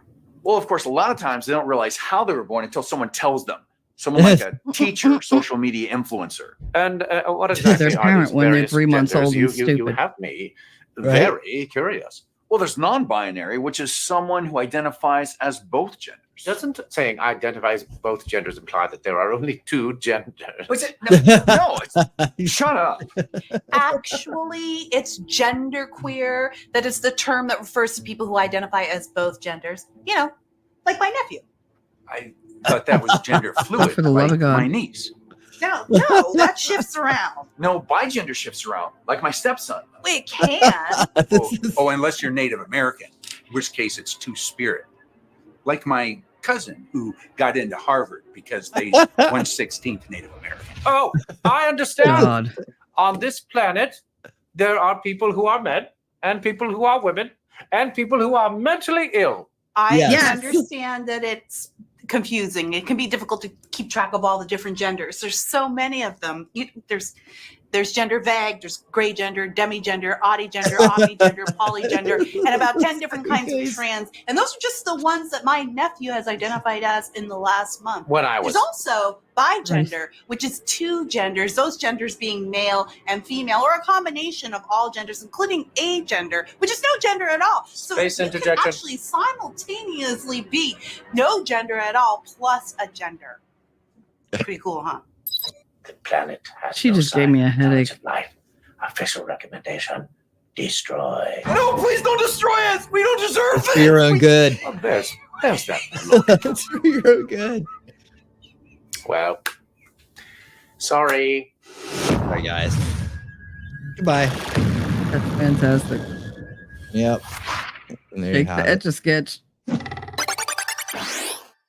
Love I've got to Babylon say, Bee. I still can't wrap my head around this gender theory concept. Allow us to help you. I'm going to show you a highly classified document. It's the new Babylon Bee book, the Babylon Bee Guide to Gender.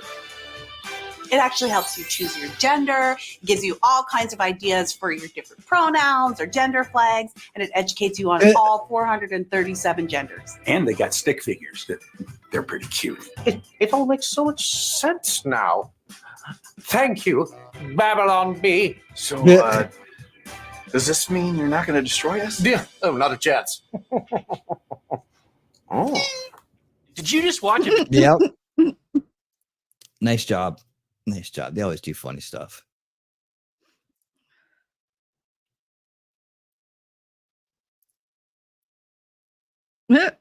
Don't say a word. There you go. Read that live. Get the next one up. Ready. You want me to read it? Okay. Genders from a biological point of view would be XX or XY or XXY. Oddly, any gender that has a Y chromosome are genetically a male. My endocrinologist interest is coming out. LOL. Lol. I mean, that's the whole thing. Like you have to trust science, and then they take science and throw it right out the window. Oh, your science doesn't apply here, though. The hypocrisy kills me. We're going to use science to push this agenda and ban science for this one. Oh, okay. How's that working out? Yep. So speaking of this, I brought this up earlier this week. I was like, I wonder what the swerve is going to be here at the end of the year, where they try to manufacture a reason to create the conditions to keep counting after the vote should be done.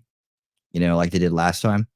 Shut down the polls, all that stuff like that. And well, another pandemic, and it's like, well, they already played that one time. Is anybody going to give into that this time? Are the states going to give into it, or or are we going to play into that again? Or I say, God, I hope they just move on to the false alien invasion. Right, that's what I was thinking. That's next on the list. I was like, or the giant meteor. Yeah, so one or the other was my bet for the October surprise this year. In this great election year here, that one of the other ones. I said, let's get a little. Come on, let's just move on to the next big hoax, and and we'll see how people react to that. Hopefully, people will are sophisticated enough not to freak out if they say aliens are invading. Please don't freak out. Yeah, Give please it time. don't pull a war of the worlds thing. And remember to be the voice of reason in these times, right? Be the voice of reason. That's when you get calm and you get effective, right? Speaking of science, hey, do you know the 6 planets are lining up on June 3rd? All right. The old June 3rd lineup. Let's work it.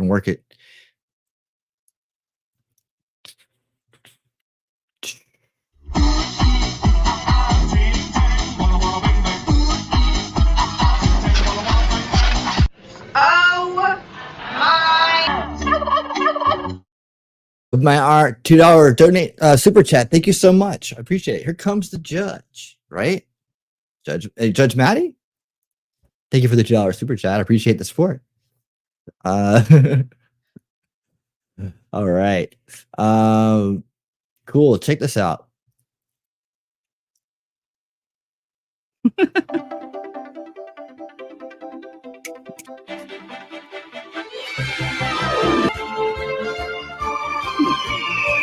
love his little dance. So cute. It's so cute. Just really quick. like it. was real quick fun. That's a I good like one. that. Whoever made that? It is cute. Nice. That is very good. Very good. Mm-hmm. All right. What's the next one? That I would have? be a disappointment. Nah, we don't need that. Let's see. I just thought of something. The whole War of the Worlds. I had to look it up. That's why I was distracted. The date for that is 1938, and they started. Europe entered World War II in 1939. I just wondering if that was like the trial run for them finding out what people would do if there was an invasion, like any kind of invasion, and then make them set that fear of invasion close to home so that when it came time for us to go and the Japanese attacked us, they used a lot of words like invasion. So what if that was like a callback to that emotion? They set the emotion, let it sit there. You're like, oh, it's not real. And then it is real. And you already have that fear in recent times to propel you into action on their side to go with their agenda. So I wonder if that's what they're going to do. Like set up we already have the invasion of illegals.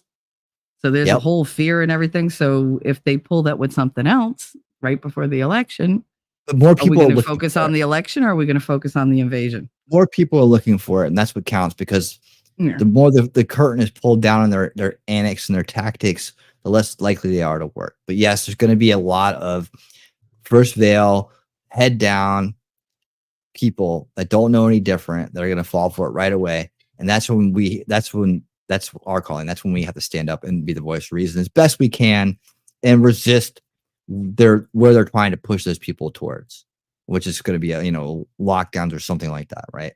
Yeah, so and exploit the triggers they created. Exactly. So we have that, but right now, something we found last week that was very, very, they'll try it again maybe. I think this time everybody's going to stick a middle finger up there. They may find this isn't working. Send in the aliens. Please send the aliens. So it'll make things so much more interesting. At least I want to hear everybody freaking out about aliens. And just to find out they're not real. So they have no interest in us. We're too screwed up. That would be the biggest shark jump ever, and I hope they do it. I really hope they do it. All right, here we go. This guy rocks. We found him last week. One more time. My God, yes.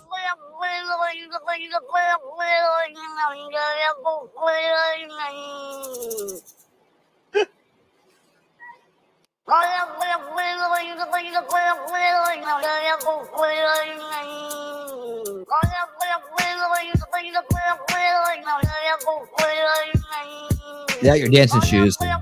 I saw T-Rex in here earlier. He wants to dance. Where's Grimmy? He'd love this beat.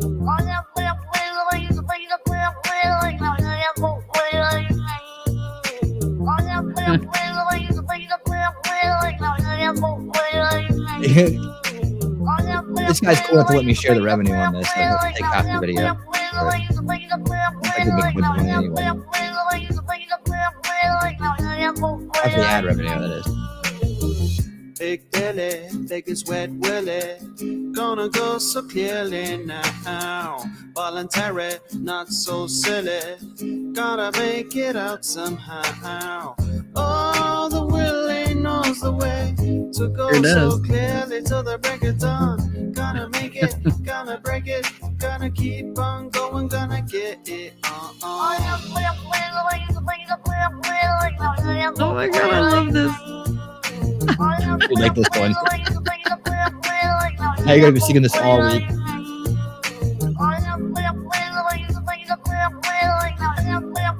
I'll tell you, I'm feeling it.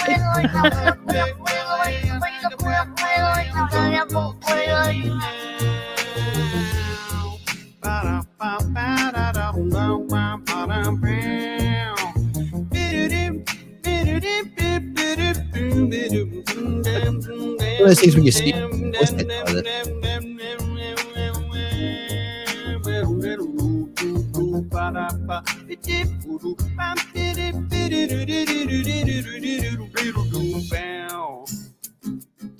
I don't know. I know you use Boots and Cats to beatbox, but that's ridiculous. long time ago, I was in a bad place. It was dark, I was confused, and I called on the heavens to help me find my way again. And then came Big Billy from the clouds, and he said, Big Billy, big as wet Willie. Big Billy, big as wet Willie.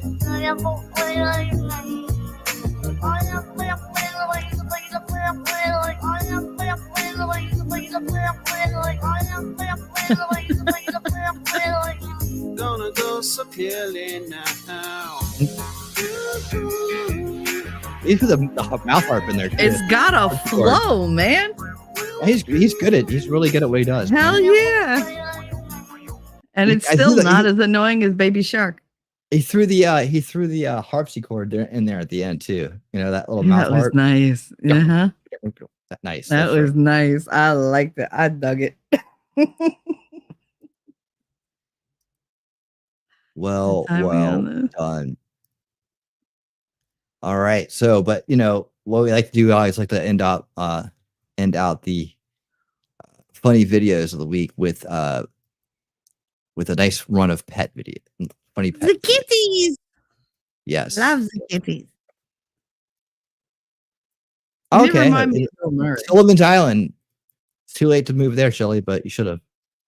Oh God, yeah, because I can afford to live there. What is that? Dozens of United Airlines passengers headed to Houston reported feeling sick and nauseous. Oh wow. How about that? But you can't trust the media. We watched a movie about that. It's called Airplane. Mm-hmm. Yeah. Yep. They're going to throw out so many articles. They're going to plant little articles and hope they grow legs. They did the same thing during the pandemic with all their different little like emergencies. I mean, do you remember the murder hornets? Anybody ever see them? Lose a lot of people to those, did you? Yeah, because right. that was supposed to be a huge thing. It lasted less than 2 days because everybody was like, so what? They're outside. You made us lock ourselves up inside. It doesn't seem like it's a danger. Hornets. Like, we're literally in the safest places we could all be if there's murder hornets outside. Yeah, that's it, right? Every hornet is. Murder. Yeah. Murder. All right. Apparently my Jersey accent is super thick tonight. I apologize. I talked to my mother. That usually happens. That always does it. It does.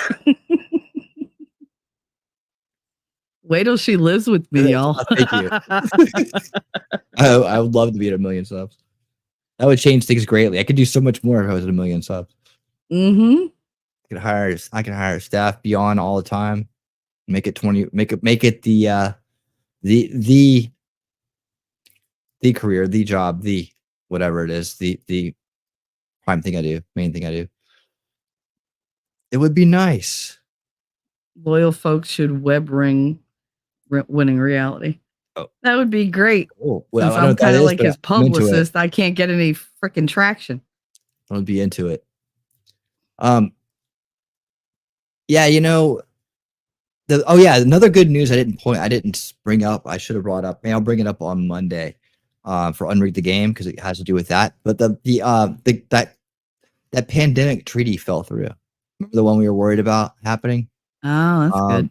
It didn't. They're going to try to get it through again, right? But for some reason, it didn't. It didn't go through. I don't have the details now, but it come back for Unrig the game on Monday for the final chapter of the Great Awakening and the introduction to our next book, which is going to be Woke Inc. by Vivek Ramaswamy, who actually reads the book to us. So we're literally going to have Vivek reading his own book to us, which I think is, the best thing yet, as far as what we've done is in terms of the production of the show. So, of that particular show. So yeah, I'll go over that, the pandemic treaty falling through, which is a good thing. Mm-hmm.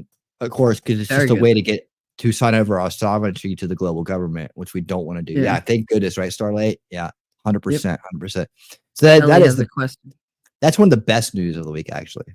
Yes. Ellie, I'm thinking about using my genealogy to research talents to help people via streaming. Where is a good place to start? Probably YouTube. Start with making up an outline. Genealogy. Have a plan. Yeah. Using my what is this? I don't understand. Can you explain a little bit more to this for me? Think about Shelley, using her genealogy and research talents to help people via streaming. So to teach them about like genealogy and how to read, like, I guess the DNA reports that everybody seems to do, and like to get into their lineage, to show them how to probably research where they come from and their heritage. I immediately started thinking of a song by The Who. Who are you? That would be a great intro song. Of course, you have to like kind of redo it a little bit, but that would be a great intro song. Who are you? You know? YouTube just made my comment disappear. Happens all the time now. Happens all the time. She said family history and family history research. Oh, yeah. So yeah. There you go. Who are you? There you go. I love it. Who are you is a great title for the show too. That or is the channel or whatever. But as far as how to jump into it, how would you teach your kids? That's how you teach the internet. There you go. I swear to God. Teacher right here. That's how you teach the internet. Whatever you're going after, write it out, make up like a lesson plan. Like you're going to do this. However, you're going to break up the episodes or do it live, do videos, do whatever. Write it out. And then from there, you'll get videos, small videos, you'll get shorts, you'll get whatever, and make it so that it's easily groupable. If you're like me, all over the place, then it's really hard to make playlists and for people to follow them. So yeah, your best thing is to flesh it out first and then just talk about it. Just take each one in a row and talk about it. There you go. You got how to approach it from a marketing standpoint from me, and how to structure it and teach it from Shelley. Yep. 1-2 punch. I know how to do it. I just don't want to. Yep. No, she doesn't want to. She'd rather dance.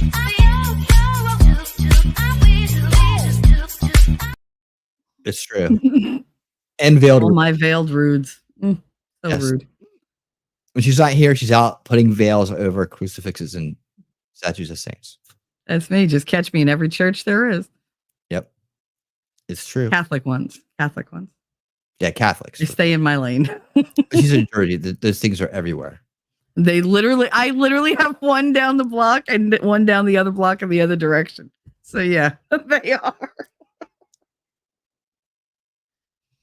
See, I wasn't a Vivek guy when he burst to prominence, but Trump has been more message discipline than ever before since Vivek became an advisor. Yeah, and not only that, he could put what's important in front of him, and he can get in there and talk about things that Trump, because of his age or his status or whatever, isn't aware of, like how important these things are. He can get to the granularity of it, and he's a solutions guy, and he's a freaking winner, right? He's a winner, and he's super brilliant. He will do well, and that's why I really want him involved.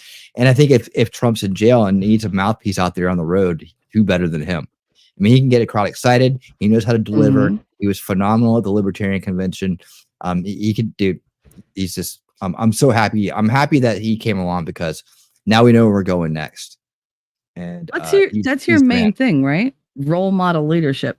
That's what Vivek is doing with Trump. Like Vivek is at the top of his game. Trump knows that he has places where he can improve. So tell me who you hang out with. I'm going to tell you who you act like. If Vivek is setting this model and it's working and Trump sees it's working, he's going to adapt and try to be more like that model. Now, will he always stick to it? No, because he's Trump. You know, it's a Northeast thing. But he's got that role model. He's got that example to follow that's working in real time. It does. Yeah, so we need more of that. I've played this song before. Short on the Sun, I've played that one many times live. So yeah, I know. I know it. The Gurgling Cauldron. What is it? Is this a book? Is this a movie? Is this a documentary? It sounds very interesting. Isn't the Who Are You song copy? Of course it is. But you can take the concept of Who Are You from the song. You can probably find a melody or a non-copyrighted version of it. Or you just, hey, it takes you have to get 500 subscribers and however many views to get to get monetized anyway. So you can, on the way up, you can do it. But nah, you have to deal with those copyrights no matter whether you're monetized or not. And it's just, you know, you can either cut it out after you play it, or you can like find a way to make it work. Or you can make a song similar to it using AI. I could help you with that. If you like the concept, That's your best bet. That's the things I can do. He's good at Thomas that. Anderson. Sample. Oh, here you go. Maybe Karma used your fist because Karms don't have fists. My name is Earl. Nice. All right. I'll be looking for that answer. All freak me out. AI freaks me out. You don't have to actually touch it. You don't have to. Only if you want to. All right. Let's see what these guys have to say. All right. This little copyrighted music to start with. We'll talk more Oh, about is that very nice? Hold on. Hello. Hi. Shelly picked this one out for us.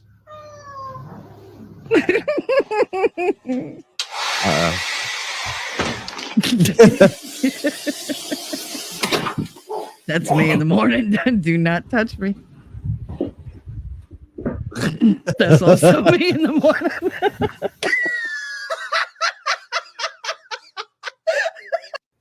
Poor thing. Oh no. Jesus Christ. That's Jason Bourne. Look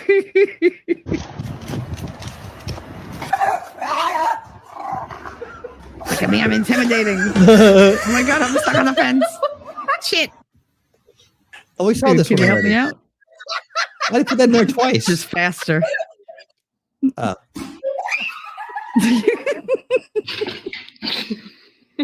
Toasters are My bed. She went right for the ass. Oh.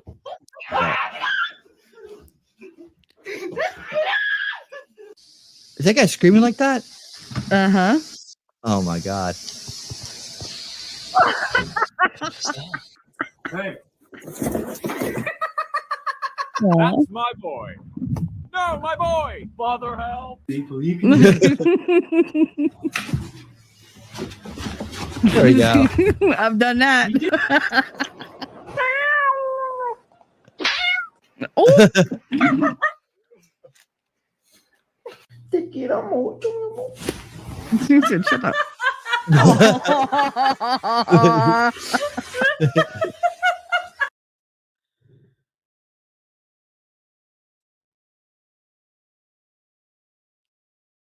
Ew. Oh my goodness. Do you think it was spaghetti?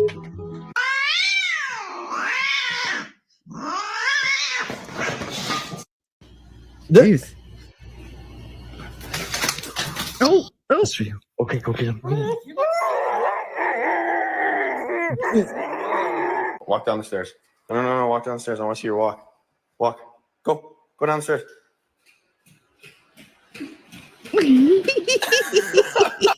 Ollie, Saucy. look at me. What are you doing?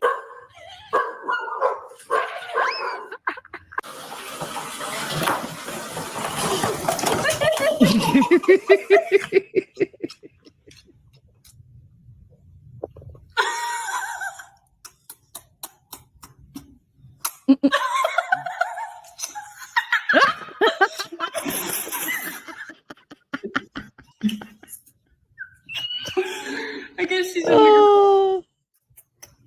Where did you learn to sit like that? Oh, Jesus.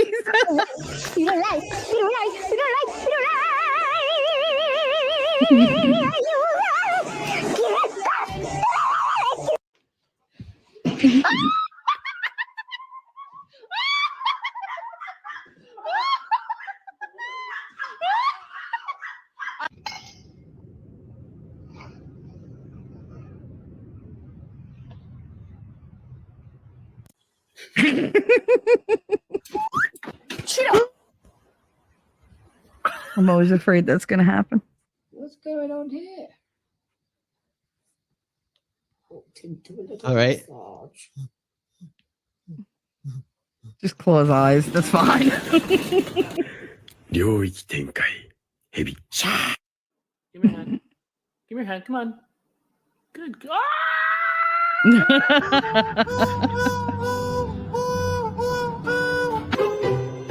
Yep.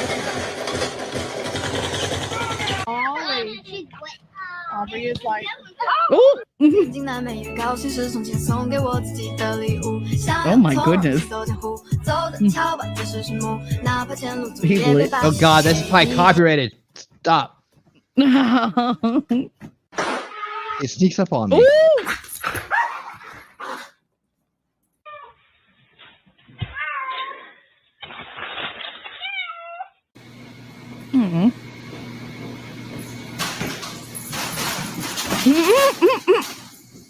Got it. Oh, I need a butt. Dito.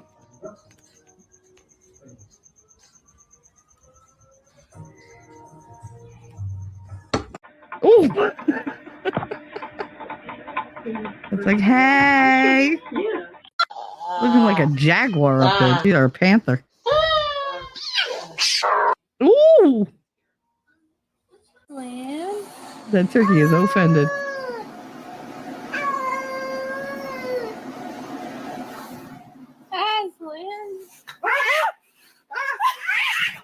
Oh, Jesus. Oh, no. Come take your demon cat.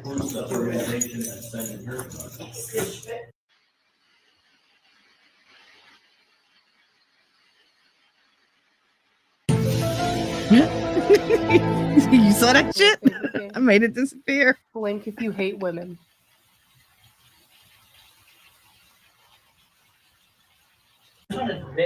Okay.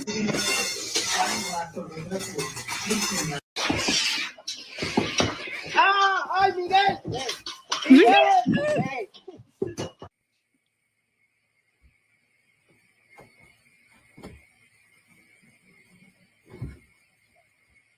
Oh, jeez. I can never let my cat learn that. You can do anything you want when you're physically disabled. Oh, Jesus. Oh, my God. So he's out of here, bitch. Go.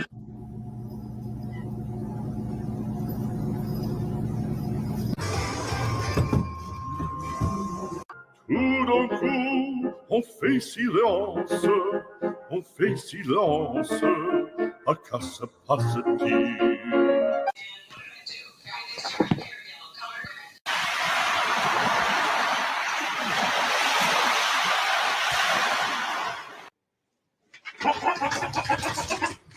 Oh, jeez. Oh, good morning. Oh.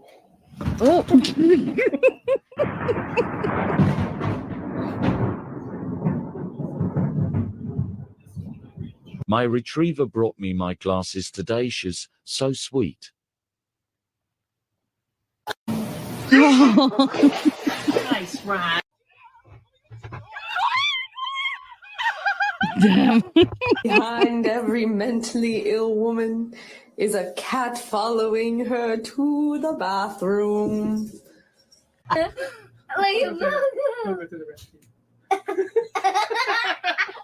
Aw. Just like couldn't Don't tell laugh if at me, there was no glass guys. in it. So Lennon. Oh, jeez. Oh, my goodness. Oh. That's right.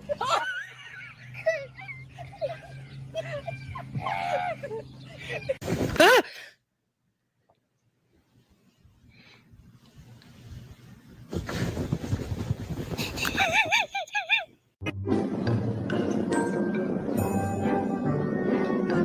Uh-oh. Stop with the music.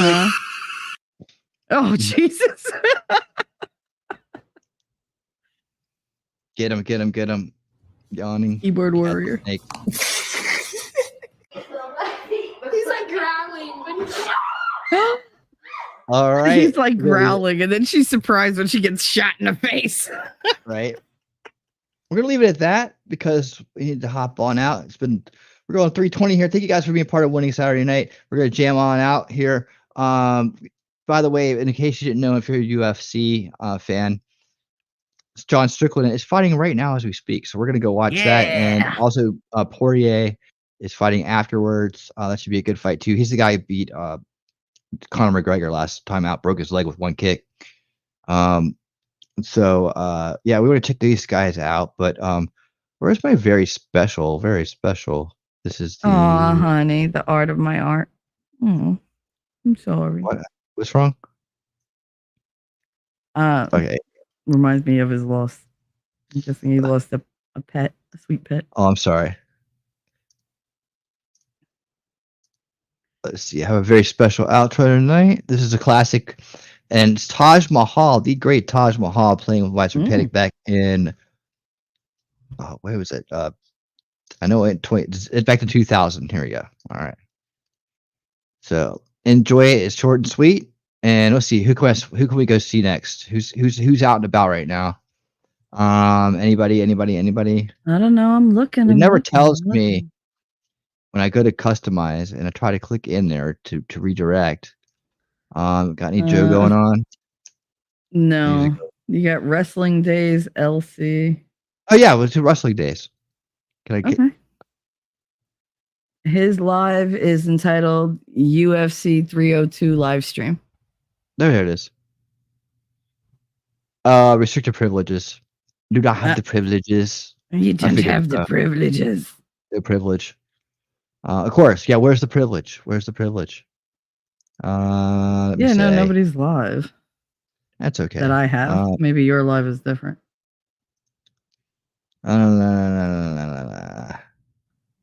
Man, yeah.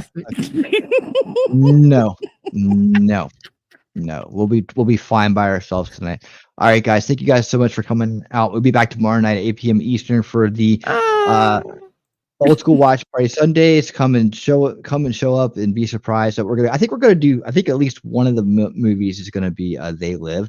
I think it's that movie. Perfect time for that movie. And I might be having a new documentary in front of that. I gotta find the name of it and see if I can actually get it together in time. If not, we'll find something. But I hope to see you guys tomorrow. Shelly and I will both be back.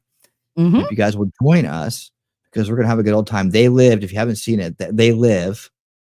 If you haven't seen it, she hasn't seen it. Nope. Shock. I know. I know, but she's gonna get a big kick out of it because there's actually the star of that movie is an ex wrestler, WWE wrestler. Oh, awesome! You will enjoy that as well as some of the other people that are in it. It's a great, They Live. Yep, They Live. Yep, that's it. Nice. We're gonna do it. So come on back and we'll see you then. Thanks to everybody who was here this night. Chat was rocking. So great. So awesome to see so many great people here tonight. Absolutely. I had so much fun. Cool. Thank you. Yep, absolutely.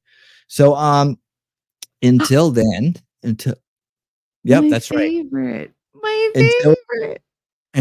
Until we meet again, everybody out there, and thank you guys so much for everything. Super chatters, mods, replay, Rumble, X, wherever you are. Thank you guys so much for being part of it tonight. Hit All that right. like and follow. Make sure you subscribe. And I love you. Mwah. Thanks for coming by. And until next time, everyone, keep on winning. Mwah.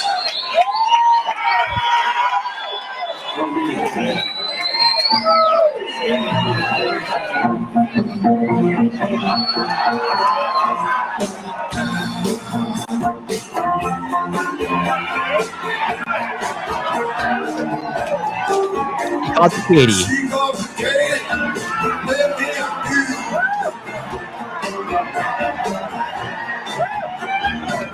called me Katie, baby, I'm good.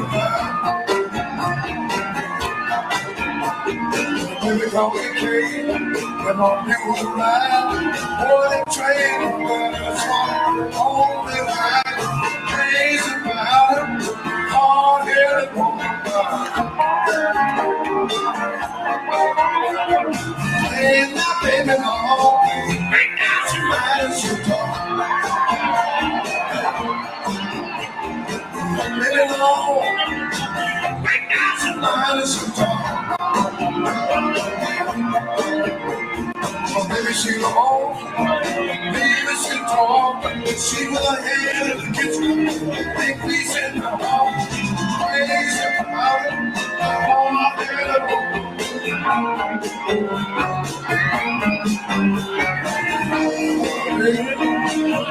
She's so bad, what's that girl come to see me?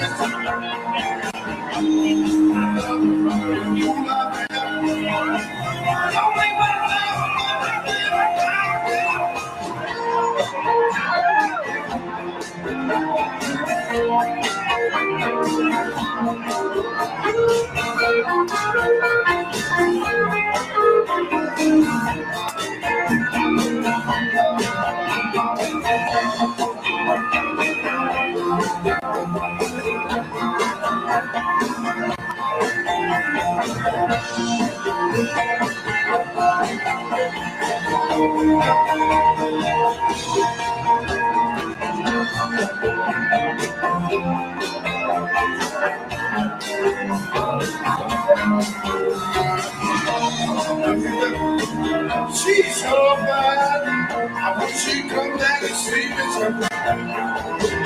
Don't forget my love, all the fool I am. If you don't want me, I'll take it for one whole minute.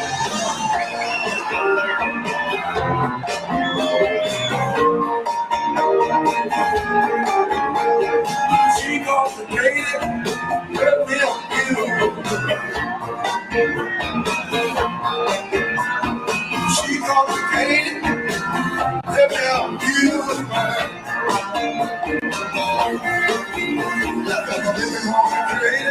Little you and mine, what a train ride. I swung home that night, crazy about it. Hard-headed woman, hard-headed